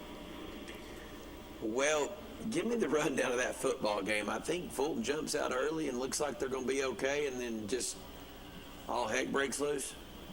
Right. It is, as you know, I mean, this is a team that when they get off to a good start, I mean, you probably feel like they're going to be around for 4 quarters. I mean, they thrive off of big plays and off of momentum, and they went right down the field and scored from the snap. And Rayshon Jackson, the quarterback, did a lot of big things in the first series with his legs, led them on a quick scoring drive. South Doyle returns the kickoff for a touchdown at 7-7. Fulton comes right back and puts another score on the board. And like I said, it looks like they're going to be in for the 4th quarter fight. And it's just And throughout the first half, I think Nick Martin, the quarterback for South Doyle, probably had one of his better games. He's not really the bell cow of that team, Sean Gary is, but they did a good job of taking Sean Gary out of the backfield, away from the Fulton defensive lineman, put him out wide at wide receiver, and got him the football. And not just him, but a number of other players for South Doyle really kind of rose to the occasion tight in the first half and made big plays. And just, Fulton, after getting up 14-7, just couldn't carry over that momentum. And then getting into the third quarter, they had an opportunity to slice into the lead a little bit, turn the ball over down inside the red zone, and from that point on, it was just, they were gassed. And Marcellus Jackson's out there throwing up on the field. He's just at pure exhaustion. And that was the question mark with Fulton all year. Is we know their number ones are good, but what are they going to look like in the latter weeks of the season, because they're playing so many snaps, they're playing on both sides of the football, and what's their depth going to look like. So I think depth and just fatigue came into play a little bit for Fulton in the second half tonight, and you got to give credit to South Doyle. They bounced back from a 2-game losing streak and found some creativity on offense to get the win. Jesse, I was talking about this earlier this week. That was not a make or break game for either one of those teams. I feel like the loser of that game, if you can come out of that game not injured and bring some positives away from it, you're actually in a better seat, I think, as the 3 seed than you are the 2 seed. Explain that a little bit. So I think the one... It's like if you're the 3 seed, then you go on the road to play Elizabeth. You go on the road to play Elizabethan, and I think Elizabethan's a winnable game. I think Anderson County went up there and played on a short week trying to get ready for a quarterback. But if you win that game, you come back and play a round 2 game against an Anderson County that you've already seen once and who doesn't have a starting quarterback any longer. It's an interesting point. And again, with the parity that's in 4A and in 5A this year, it's just anything is going to happen. Crazy things that I think are going to happen in the postseason. So wouldn't surprise me in the least if a 3-seed Fulton goes on the road and pulls off an upset, because Elizabethan hasn't been running the football all that well. They hadn't really been throwing the football all that well. And what Fulton's defensive front can do to disrupt that offense even more is certainly something you have to really take into account and consider as be a possible lead to an upset. So I definitely see what you're saying there. And it keeps you away from Greenville a week longer is my point as well. Yeah. I still think, though, for South Doyle tonight, I think they move probably into the number 2 spot in that region. They're going to like getting to host a playoff game if they're able to hang on to that. But definitely like the mentality that or at least the roadmap you're laying out there for a 3-seed. Yeah, it's just, you want to win because you want a playoff game, but if you win that first-round playoff game, boom, week 2, you're heading up to Greenville. Yeah, just outside of Greenville, like you mentioned, they're all winnable games, whether it's for Anderson County, whether it's for Fulton, whether it's for South Doyle. There's just that type of parity in 4A this year, but as you mentioned, you want to avoid Greenville at all costs. Jesse, what else went on tonight around the Week 7 here? It's hard to believe Week 7's complete. I know, right? It wasn't a big kind of intriguing slate of games. I thought Jefferson County probably had one of the wins of the night tonight, knocking off Dobbins Bennett. That was a game that kind of went back and forth on for the longest time and just kind of went with tradition, and Dobbins Bennett in the end. And Jefferson County went up there and got up big and ended up pulling out a win. So that's big for Spencer Riley after going 0 for last year. They're really gotten off to a strong start this year. Looks like they're going to be a playoff team. And then Powell's win 38-7 tonight over Oak Ridge was just a resounding victory. And what they were able to do defensively to Oak Ridge, I think 3 interceptions, held Oak Ridge to 78 yards passing, maybe 61 yards rushing. Just a total defensive effort by Powell to just press the mute button on that Oak Ridge offense. So did I hear you say they gave up 139 total yards tonight? I believe so, yeah. It was just like 78 through the air, maybe 61 on the ground. 3 interceptions passing the football tonight for Oak Ridge. Wow. That's a tough effort. And look, I know they're they're 2-1 in region play right now, but there's just nothing that they've shown this year to lead you to believe that it's all going to magically come together. Now, could that happen? Yes. But there's just not much that they've shown this year that's going to lend you to think that it's going to just magically come together over the last 3 or 4 weeks and them go on a long playoff run. Did the score of the Lenore City Carnes game surprise you a little bit? Yeah, it did. We were talking about that on 5-Star Live tonight, and I'm going to have to do a little digging, a little research. They usually send us their box score, but they haven't yet. So I don't know if Sean Bishop got hurt. I don't know if there were fumbles and turnovers, but that was a game that they should have won by 3-4 touchdowns.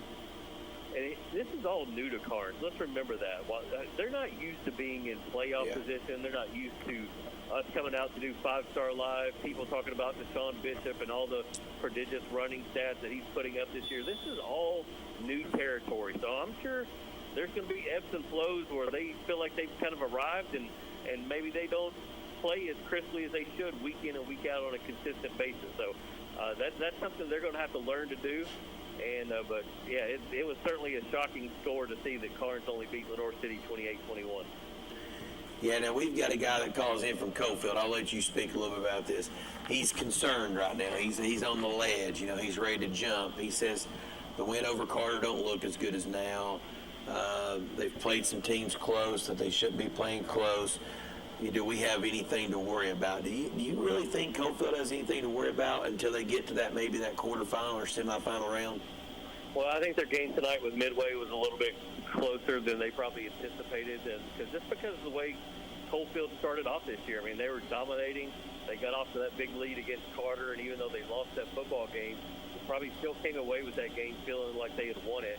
But when you lose to a team, let's go back a week ago, when you lose to a team like Gordonsville, who's in your classification, also in the state rankings, and you get blanked, you probably feel like, hey, well, maybe we're not the state title contender that we thought we were, because Gordonsville, they're not even on the same level as a Peabody or a Fayetteville yet. So I think there was probably some soul searching from Coalfield and said, okay, what do we got to do to get better? And the good thing is that they won that game against Midway tonight, and they can move forward. So there's always going to be things that they can work on and improve upon.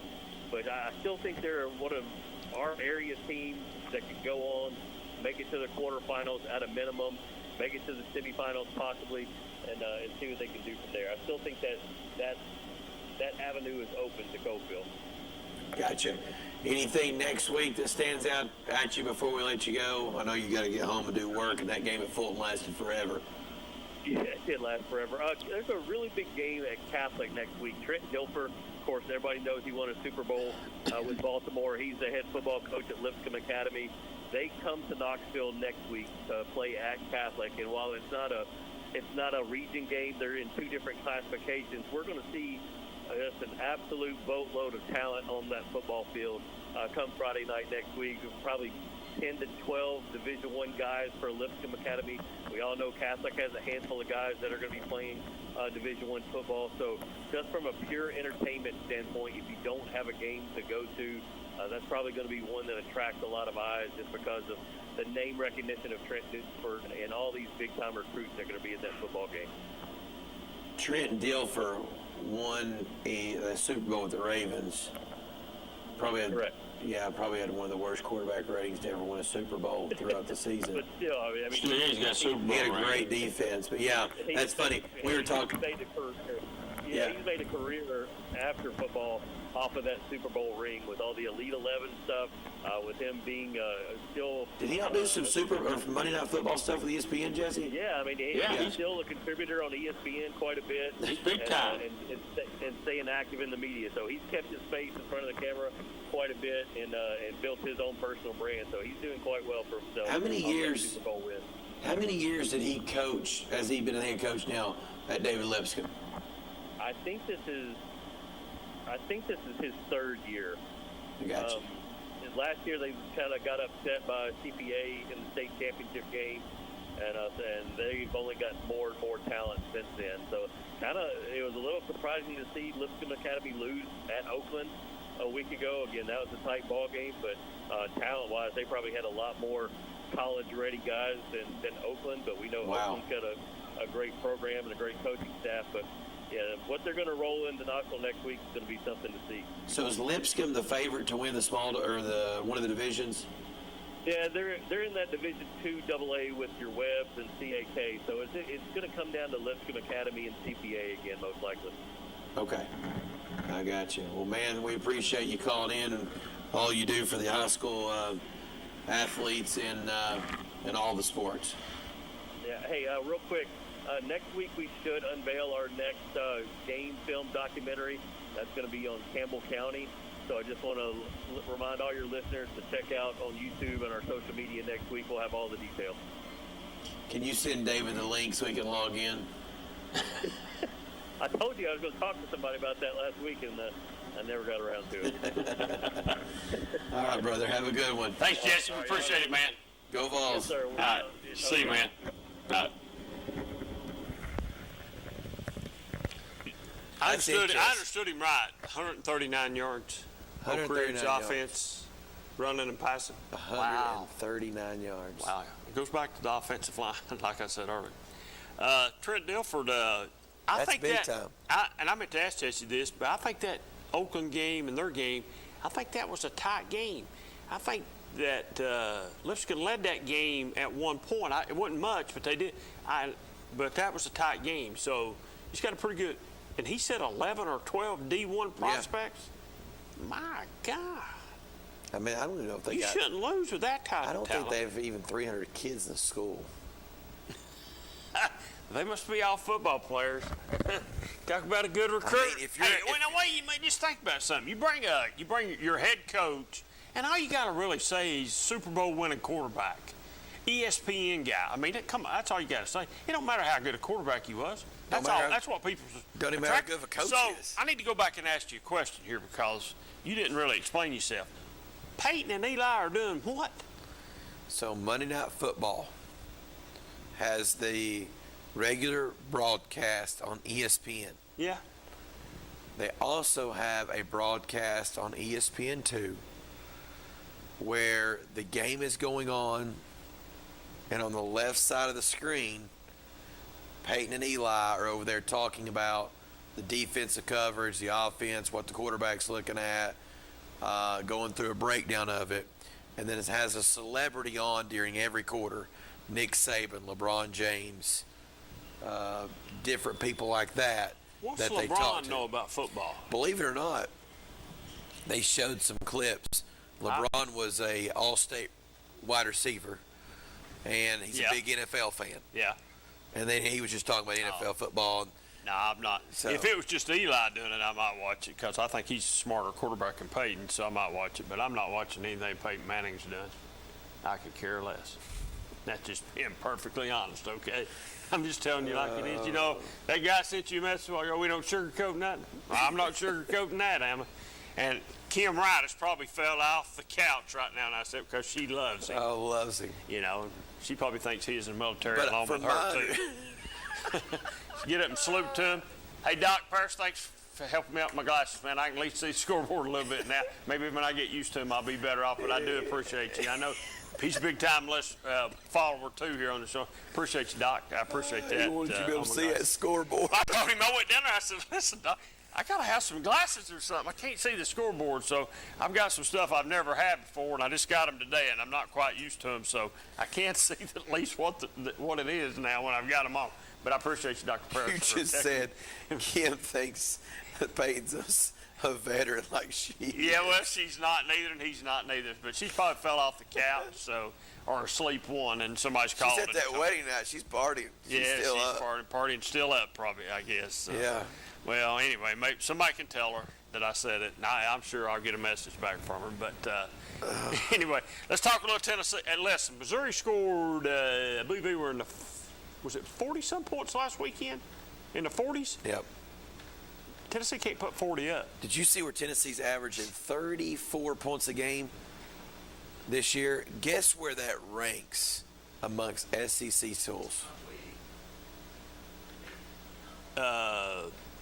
Towards the bottom. 8th. All right, it's in the middle of the pack. But you think 30-some points a game back what, 10 years ago? That's not with top of offenses today. No, that's this run and gun stuff. This is all new territory. That's why the high school games are going longer. That's why college games are going longer. You see pro games go longer now. The ones that are starting to go to it, and there's more and more of them going to it. So they asked Nick Saban the other night on the Manning broadcast. Yeah.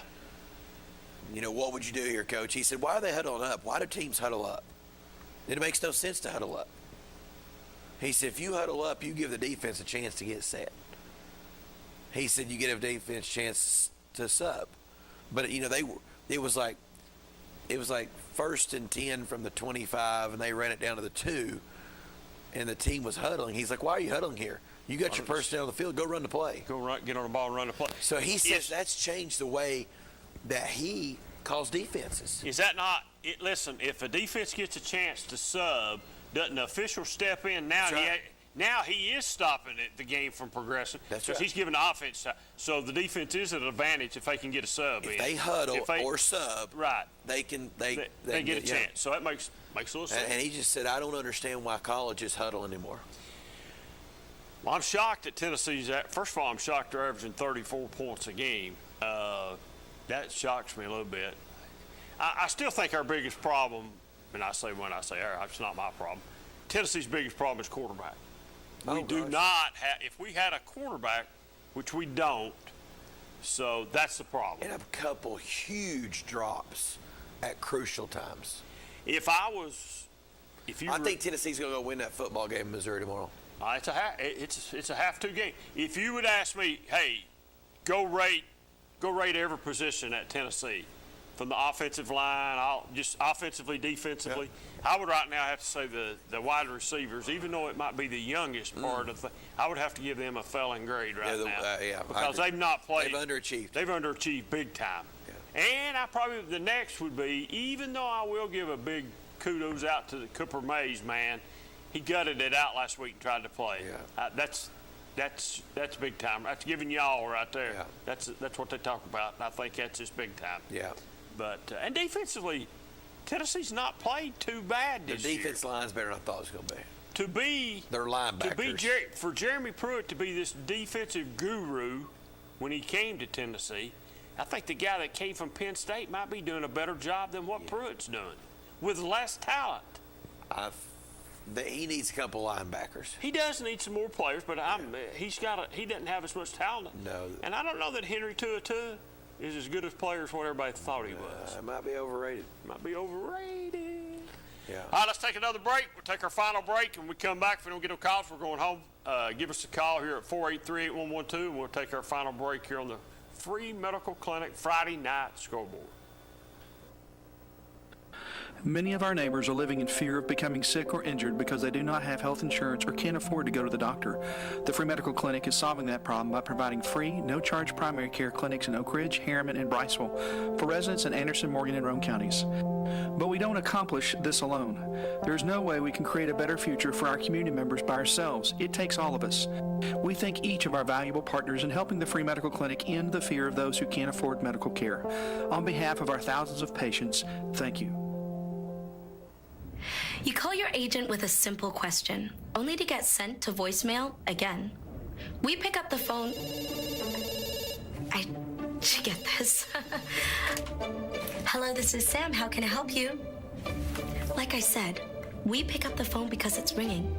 That's simple human sense. Ask Griffin Insurance Agency in Kingston if auto owners make sense for you. Hello, this is Sam. Evans Mortuary has been serving the needs of families in and around Roane County since 1976. As established members of our hometown community, we understand the security of dealing with people you know you can trust. We built our reputation on this trust. The Evans family appreciates the confidence the community has expressed in us over the years and will constantly strive to earn that favor. Evans Mortuary, 805 North Gateway. Make this spring all about enjoying the experience. When you ride on your new Ferris commercial mower featuring patented suspension technology, you'll have more than freshly manicured grass. You'll experience productivity and comfort like never before. And because you won't be slowing down for those rough spots, you'll mow more lawn in less time. Ferris, experience suspension. Your local Ferris dealer is S.L. Bowman & Sons, 524 North Front Street in Rockwood. Call 865-354-0600.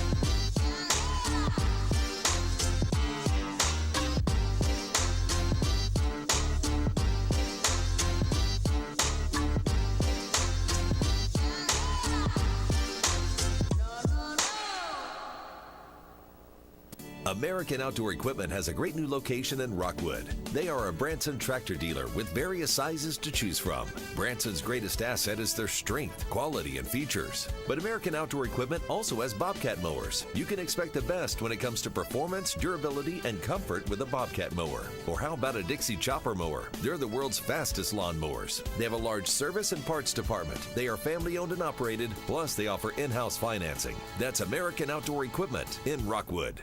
1952. That's the year Hammers opened the first store in East Tennessee. Now there are 5 stores, and there's always something new. Like in Hammers' popular ladies' boutique department, you'll find the lowest price possible on new arrivals every week.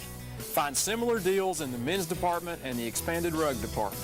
Plus, special purchases always offer surprise savings. You never know what you'll find next at Hammers. Welcome back to the Free Medical Clinic Friday Night Scoreboard. Man, it's like you said a while ago, Cox. Week 7 is in the books. Stamp it. Done. So flying by. Flying by. We'll be in the. But you missed week 1. You're still on vacation. Well, still yet. It's flying by. So score tomorrow. Tennessee, Missouri. Huge game for Tennessee. A loss tomorrow probably means you're bowling in Knoxville. You're not going nowhere. I shouldn't say that. They could always upset Alabama. They could always upset Lane Kiffin coming in to Knoxville. Oh, is that the game in Knoxville? It is, isn't it? October 16th. They could always upset Ole Miss coming into Knoxville, especially if Alabama tangs them pretty So, good. do they play Missouri today or tomorrow? At 12 o'clock. At 12 o'clock. No, SEC Network. And then who do they play on the, what would that be, the 9th? That's a good question. I don't know. Are they off? They might be off. And then Ole Miss comes in the following week. I don't know who they play the week. Who's Tennessee play on the 9th of October? You know? Thank you. So, but they've got to win tomorrow. They've got to win that football game. They need to beat Kentucky, and they need to beat South Carolina. And they win that game at home on the 9th. That's it. It's in Knoxville, correct? Yes. Yeah. I'm going to sell my Ole Miss tickets. I'd just go. No, I won't be here, and Lane Train's coming to town. Everybody wants to see Lane. That ball game will be 20 points. Only man in America that don't like Peyton.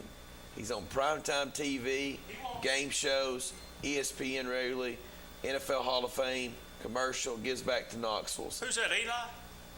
He's been on Saturday Night Live. He's a man that everyone loves. That just proves he doesn't know football as much as he thinks he does. Speaking of you. Well, could care less who it is. Speaking of me, who is it? The veteran. Oh, the veteran. Oh, my God. Sure. Making stuff up. You know the vet's going to take care of the sheriff. Hall of Fame. He just got lucky to get in the Hall of Fame. First ballot luck. Luck. It was luck. for 4 against Florida. Didn't win a national championship at Tennessee. No, Let's didn't. go on and on and on. We can go on and on and on. We can just go on and on and on. On and on and on. We need to get Seth Smith on the line, though, to have that conversation. No, I'm not going to get on with Seth Smith because you know what? I heard this on TV. I heard Packer and him talking about last night. They might have a cornhole game between the worst principals that's played cornhole this year. And Seth is one of the candidates right now. He's the worst cornhole player that I've never seen anybody like him. I made a phone call the night it was horrible. I was embarrassed to say that I even knew him. He's horrible at throwing cornhole. He needs to practice. Fulton, Jody Ride is athletic director. He needs to go buy a set of cornhole boards so Seth can practice, because if he's on TV again, we cannot have Fulton embarrassed like that anymore. I think they play another Thursday night game. I don't know if they do or not. If they do, they need to let somebody. They need to let Fry Daddy go throw. Yeah. Let Fry Daddy go throw. Let Jody go throw. Let Hayes or anybody. Just anybody besides Seth. Anybody. Call some alumni in from Fulton that's, in the day done it. You got a question. I'll answer it how many if I national can. championships did Brady win at Michigan? How many national championships did he win? I don't think he won in.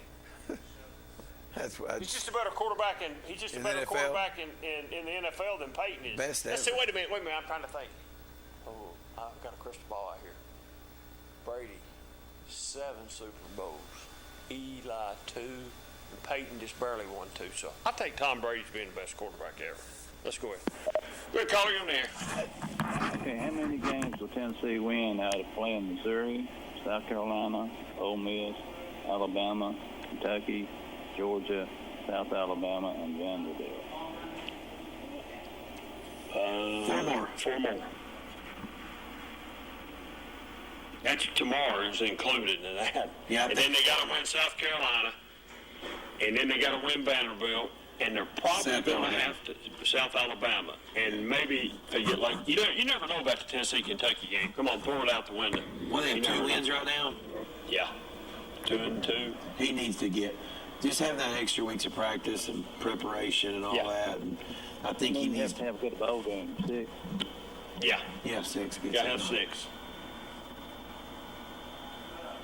Yep, 6 gets him in. Let me ask you another question. Why don't, since Alabama's ranked number 1, Georgia's number 2, why don't Georgia and Alabama play the rest of the season? It's just not on the schedule. It's a rotating schedule with the West, and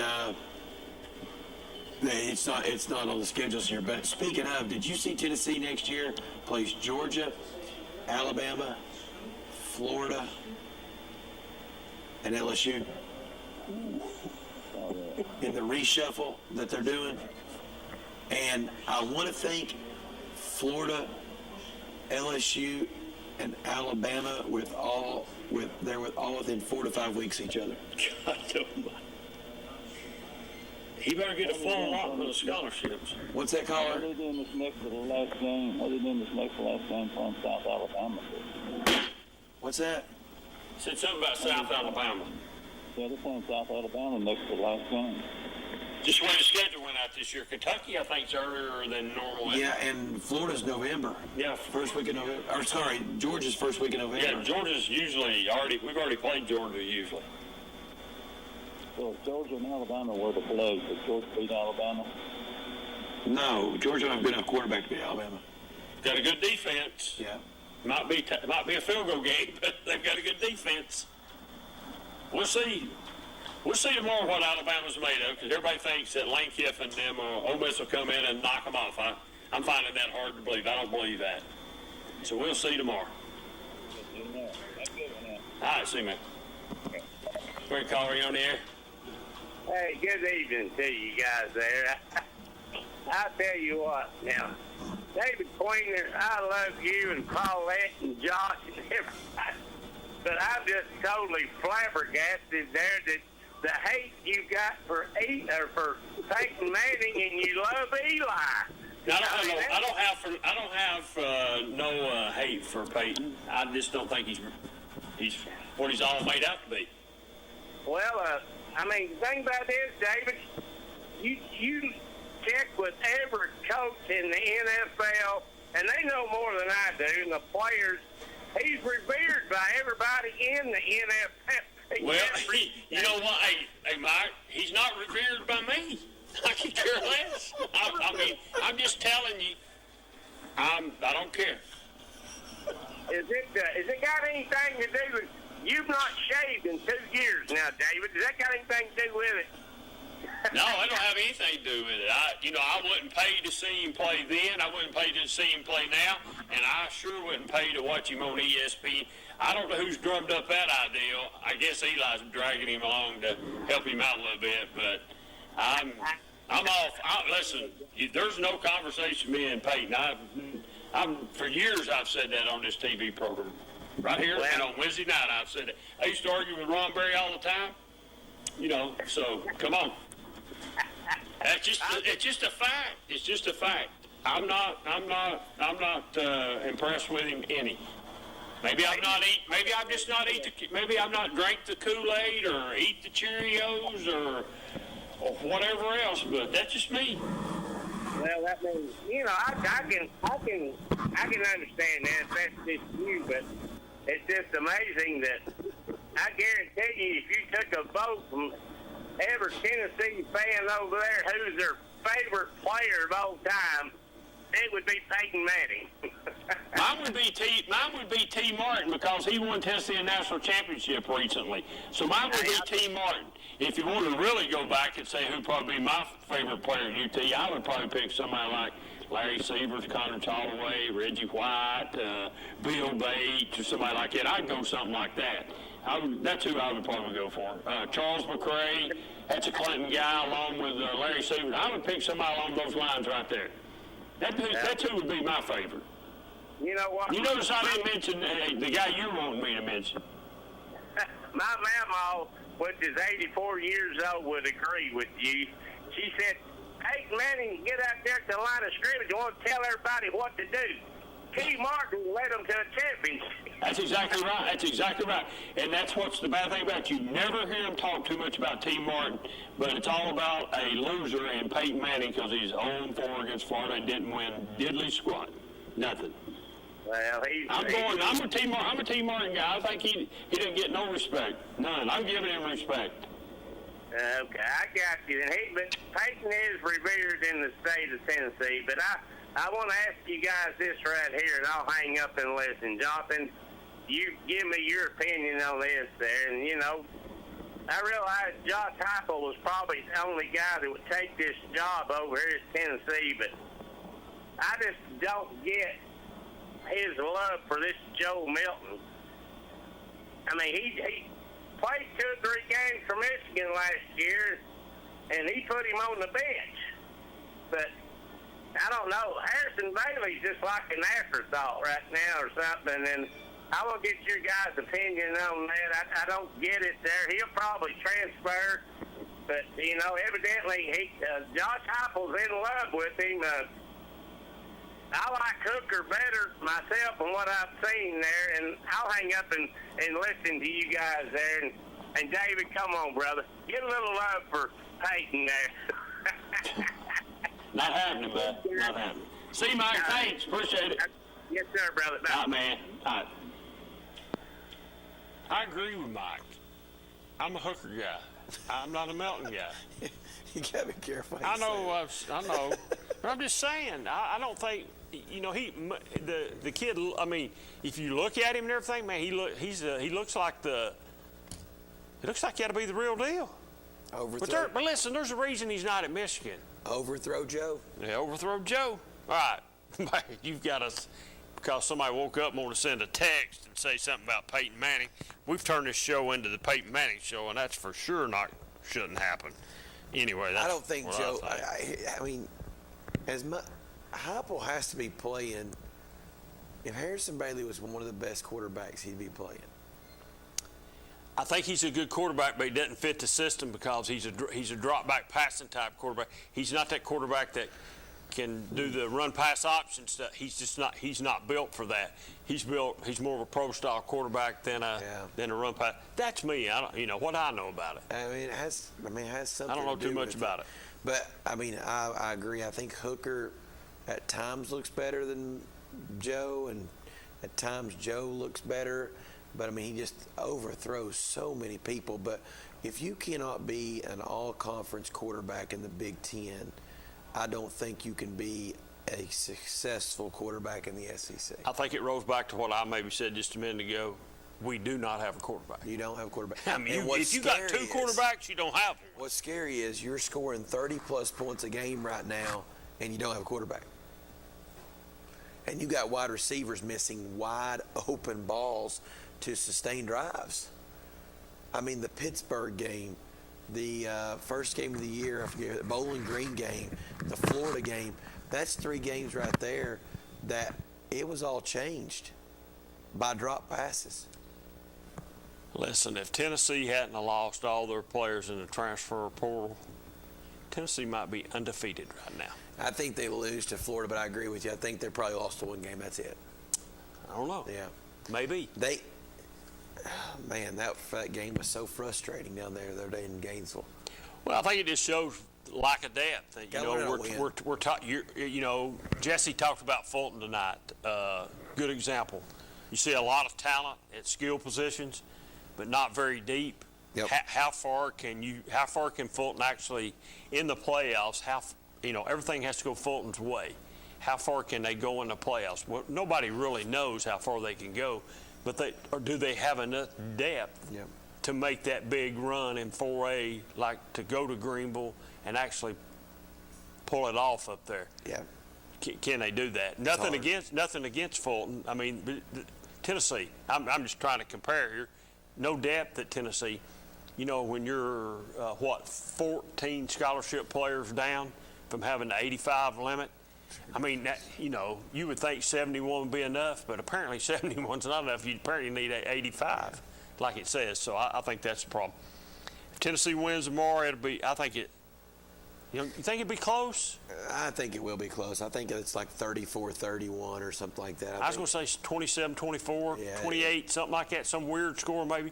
28-21, something like that. 28-24, something like that maybe. Yeah, I think they can go win the football game if they have consistent quarterback play. I mean, that's what it comes down to. If they'll just play consistent football and not drop passes, not over. I mean, just be solid. They've got enough going on over there right now. They can beat a Missouri, and they should have competed for 4 quarters against Florida. Didn't. Played a great first half, and after that, it just off the rails. Not knowing how to win, not executing when it matters. Right before we go, anything you're looking forward to next Friday night? Is there any games out here that you're really looking for? I'm gonna tell you the game I'm looking forward to. I'm just looking to see if Oak Ridge can rebound against Greenville. See what happens. Yeah. Is it a blowout or is it a close game? That's what I'm looking at. I'm looking to see just in the area for the area. There are 2 teams here right now that I'm looking to see what happens with them the rest of the year. Is Clinton and Oak Ridge. I can go with that. And the reason why is because you've got a Clinton coach that's in his 2nd year with a young quarterback who started 3-0, who has struggled. I'm interested to see how that momentum sort of goes throughout the end of the year. If you win some games going through the end of the year, can you bring in a couple transfers to help your program? You need a running back, you need wide receivers to go with that quarterback. Can you bring kids in? And Oak Ridge, I look at that because you've got a guy who took a team last year. Coach Gaddis did a heck of a job getting them to the state championship game last year. He sure did. That's what I said. And now he's in the shoes this year where he's probably going to come in 2nd in the region, but he might not win a playoff game. And he knows he's not overly competitive.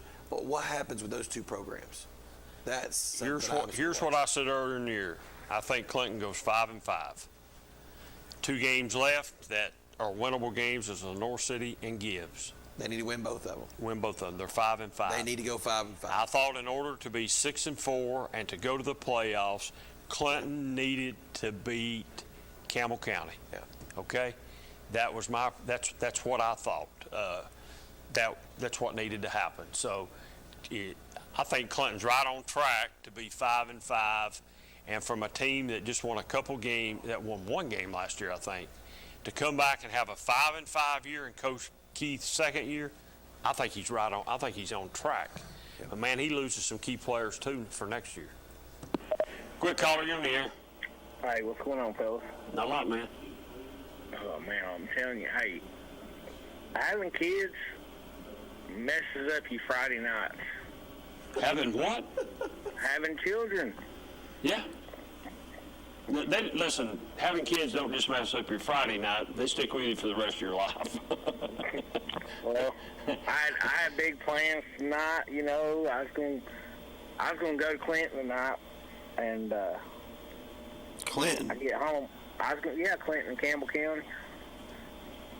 I was going to go to that game. Why wouldn't you went to Cofield and Midway? I wanted to go see my old buddy John Miller. Yeah, Williams, John Williams. Sleepy. Sleepy. Oh, okay. Yeah, I was going to go see Sleepy. And we was going to meet before the game and eat at Golden Girls, and everything was, you know, we had it all planned out. And then the kids kicked in. Venom comes out tonight. So, yeah, I just got out of the movies about 30 minutes ago. Knocked me out of the whole Friday night of football. Why couldn't you win tomorrow? Have you ever dealt with a 13-year-old girl? Yeah, I have. I've got a daughter that's a little bit older than that now, but I have. She was 13 at one time. Yeah.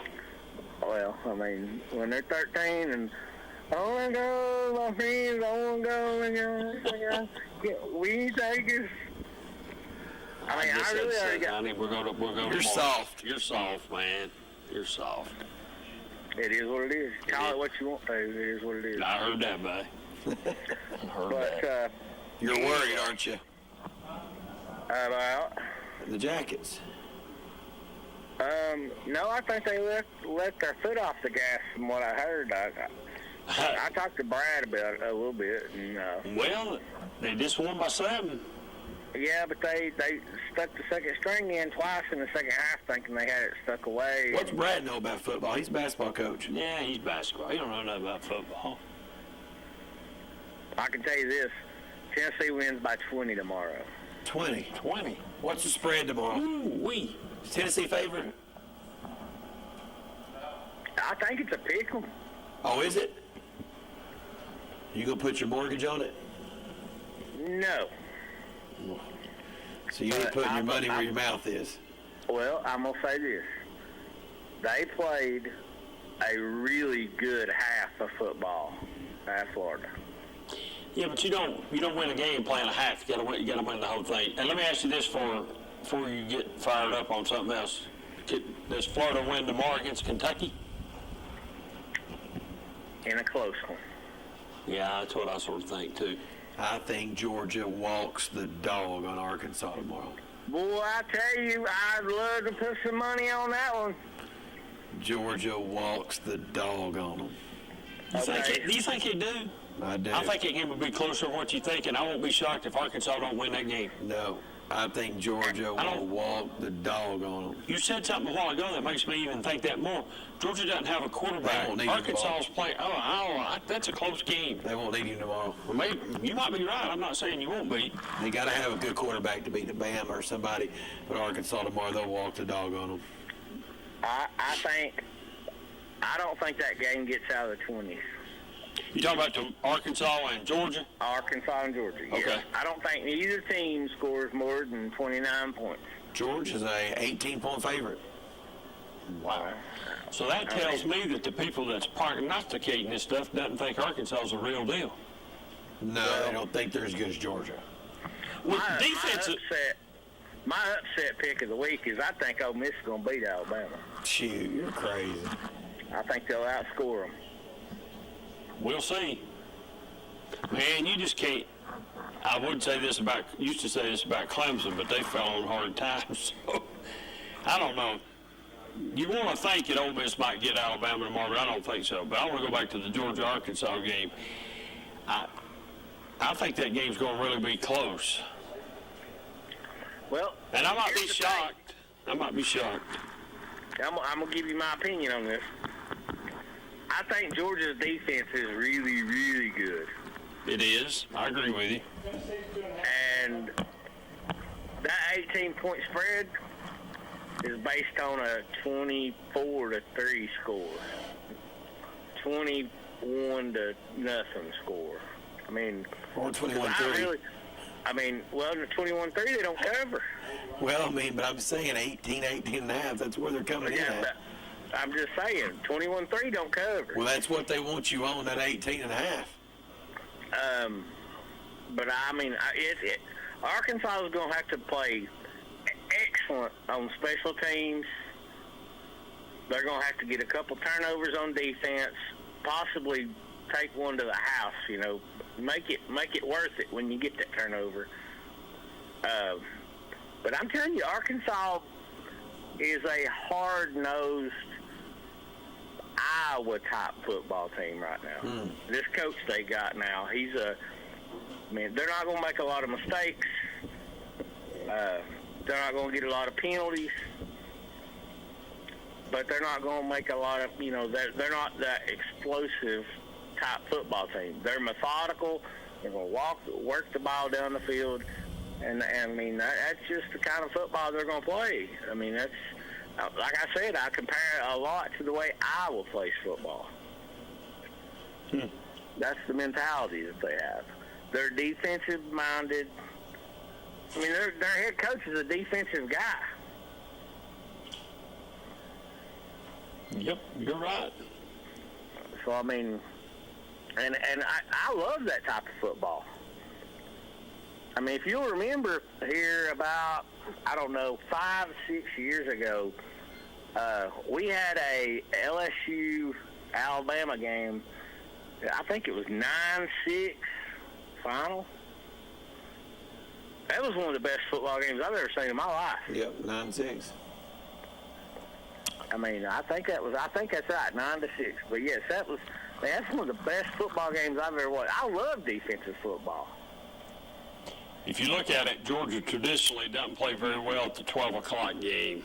So is that 12 o'clock tomorrow? It's 12 o'clock tomorrow. And UT's at 12 o'clock? Yep, they're both 12s. Traditionally, Georgia doesn't play good at the earlier kickoff, and everybody can't understand why that's either not a late game or 3:30 game or something. I assume Alabama and Ole Miss their pick. Yeah. I think CBS gets their pick 5 times a year. I think that's what's going on. Well, that's probably what it is, but whatever. I mean, that's all I'm saying is just about that. But anyway. Well, I hate you didn't get to go to Clinton tonight because you'd have got to see a defensive struggle because first half was it was all defense. We talked to their coach tonight, and he said it was a defensive thing. And, come down 14-6. I think Clinton had the ball late with a chance maybe to do something and wasn't able to do it. So it was a defensive football game. It was probably one of the better football games in the area tonight, just to be honest with you. Well, and that's what I was going to say. I mean, defensive football, when you got 2 stubborn head coaches who are like, this is what we're going to do. And then you got a defense that says, no, you're not. And they're both strong in that aspect on offense and defense, and they can impose their will on each other. That's the best football, man. I mean, you don't get targeting calls. You don't get holding penalties. The game goes fast. I mean, you might not have 300 yards total offense in the game, but you're going to have some physical, hard-nosed football. That's what SEC football used to be all the time. I miss it. You're right about that. But, hey, go Gators, and go Vols. All right, man. We'll talk to you next Friday. See you, fellas. See you, man. Bye. All right, folks, we're going to end it up on the Friday Night Scoreboard, the Free Medical Clinic Friday Night Scoreboard. We appreciate all the calls tonight. Cox, I'll see you next Friday night. But we'll be right back here next Friday night on the Free Medical Clinic Friday Night Scoreboard. Give us a call next week. We'll see you. Many of our neighbors are living in fear of becoming sick or injured because they do not have health insurance or can't afford to go to the doctor. The Free Medical Clinic is solving that problem by providing free, no-charge primary care clinics in Oak Ridge, Harriman, and Briceville for residents in Anderson, Morgan, and Roane counties. But we don't accomplish this alone. There's no way we can create a better future for our community members by ourselves. It takes all of us. We thank each of our valuable partners in helping the Free Medical Clinic end the fear of those who can't afford medical care. On behalf of our thousands of patients, thank you. American Outdoor Equipment has a great new location in Rockwood. They are a Branson tractor dealer with various sizes to choose from. Branson's greatest asset is their strength, quality, and features. But American Outdoor Equipment also has Bobcat mowers. You can expect the best when it comes to performance, durability, and comfort with a Bobcat mower. Or how about a Dixie chopper mower? They're the world's fastest lawn mowers. They have a large service and parts department. They are family owned and operated, plus they offer in-house financing. That's American Outdoor Equipment in Rockwood. The innocence of youth. Is there anything any better? But soon they'll be in high school and facing all the same challenges you faced. How to make friends, how to fit in, how to be cool. We want our children to have everything they'll need to live fulfilling and productive lives. Make sure the kids in your family are among the more than 110,000 participants here in Tennessee who take part in high school sports. I am a Simplicity dealer. This business is my life, my career. If you need a new mower, I'll help you choose the model that will make your property look its very best, and even let you take a test drive. When it does need service, you can rely on my factory service training and genuine parts. Because I don't just sell products, I build relationships. I am a Simplicity dealer. SL Bowman & Sons, 524 North Front Street in Rockwood. Your grandmother's fine china, those trendy sneakers, your collection of hand-carved duck decoys. Auto Owners protects your home. Because, well, somebody should. That's simple human sense. Ask Griffin Insurance Agency in Kingston if auto owners make sense for you. Oh, now you do your job.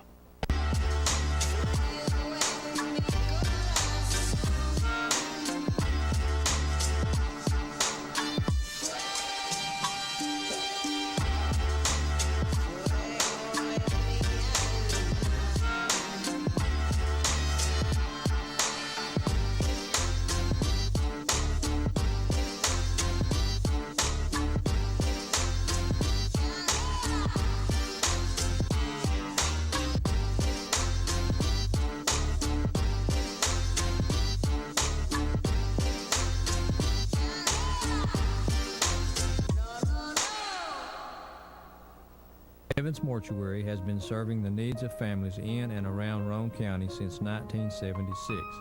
As established members of our hometown community, we understand the security of dealing with people you know you can trust. We built our reputation on this trust.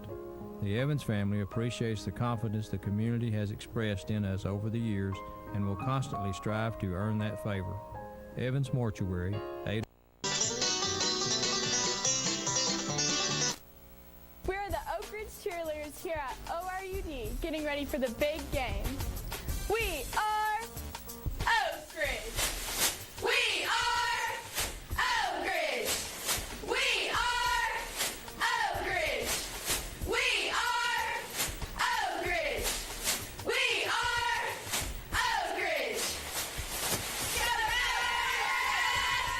We can help you clean up after the game with a reliable natural gas water heater and the energy savings of a gas dryer. Host your friends in style and be the envy of your neighborhood when entertaining this football season with natural gas appliances purchased from ORUD at 0% interest. Adding a natural gas grill to your home means you'll never have to run to the store before kickoff to fill up that propane tank again.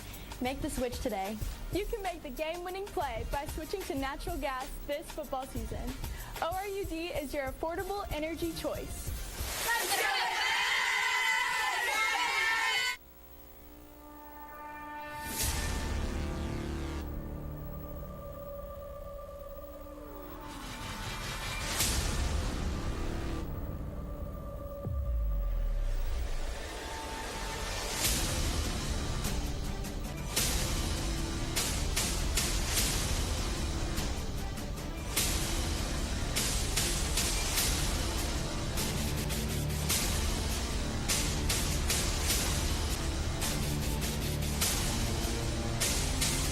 Winning in the playoffs the latter year, 21-0. Between 1999 and 2008, this matchup was played 12 times, with each program winning 6. An unpopular district realignment, the Z-Plan, separated the two small schools. Coalfield did win a playoff game, though, in the quarterfinals of 2013. In 2015, this rivalry was again a region matchup, but Coalfield has dominated lately, taking the last 7. Can they make it 8 under first-year head coach Benson Napier, or can Ron Treadway be the first Midway coach in 13 years to open up a can of Raid on the Wasps from Morgan County? We'll find out tonight on our OEB Law Game of the Week. Day or night, 24/7, someone will be there to answer and give you a free consultation to get to work on your case immediately. Call 865-546-1111 or visit the website full of helpful information, recintoacheck.com. That's OEB Law. I'm Aaron Harvey, joined once again by my colleague and football intellectual superior, Coach James Hoot Gibson. You graduated high school in 2006, and even though you didn't play for either of these schools, you were probably aware of how heated this contest was around that time. Oh, it was always a big-time game, and whenever these two teams met, it was always a big game. So I'm excited to see what we have in store for us tonight. Me too. Coalfield was stellar to open the season, but has since lost 2 straight. Midway finds itself at 3-1. What do you expect to see out of each program tonight? I expect to see a hungry Coalfield team who is eager to show the corrections that they've made over the last 2 weeks with the losses that they had with Carter and, was it Cloudon? That they lost last week too, Coalfield? Gordonsville, big loss. So, you know, they're very hungry. Midway, I expect to see a team that never quits and plays very physical, classic Midway high school football. Well, we'll talk more about this a little later, along with taking a look around the viewing area as well when we get back. This is the OEB Law Game of the Week. Football is back. And OEB Law is excited for a season full of big hits, perfect plays, and those nail-biting near misses. If you've been injured, OEB Law will come to your defense and tackle any obstacles blocking you from scoring a full and fair settlement. Call OEB Law 865-546-1111 and turn your wreck into a check. With one small step, you have the potential to make a big difference in this world. It starts here at Roane State Community College. There's never been a greater need for health science graduates, and Roane State has the program to get you there. With 11 different health science degrees and 7 certificates offered, the choice is yours. Roane State, healthcare heroes start here. Apply now at roanestate.edu. Patterson's Appliances has been helping families like yours find quality home appliances from trusted brands including Whirlpool, Maytag, and KitchenAid for over 55 years. Our knowledgeable appliance specialists know how to outfit your kitchen or laundry room with the right appliances to meet your needs. We service what we sell with our own in-house factory-trained service technicians, and for the DIYers, our parts department is always ready to help customers find the appliance parts they need. Patterson's Home Appliances, because we care. I am a simplicity dealer. This business is my life, my career. If you need a new mower, I'll help you choose the model that will make your property look its very best, and even let you take a test drive. When it does need service, you can rely on my factory service training and genuine parts. Because I don't just sell products, I build relationships. I am a simplicity dealer. SL Bowman & Sons, 524 North Front Street in Rockwood. Evans Mortuary has been serving the needs of families in and around Roane County since 1976. As established members of our hometown community, we understand the security of dealing with people you know you can trust. We build our reputation on this trust. The Evans family appreciates the confidence the community has expressed in us over the years and will constantly strive to earn that favor. Evans Mortuary, 805 North Gateway. 1952. That's the year Hammers opened the first store in East Tennessee. Now there are 5 stores, and there's always something new. Like in Hammers' popular ladies' boutique department, you'll find the lowest price possible on new arrivals every week. Find similar deals in the men's department and the expanded rug department. Plus, special purchases always offer surprise savings. You never know what you'll find next at Hammers. Mulch and more. Welcome back into the OAB Law Game of the Week. We are in the Emerald Forest, south of the river. It's Midway. Coalfield is in town for a region matchup. We are very excited about this game. Brought to you by OAB Law of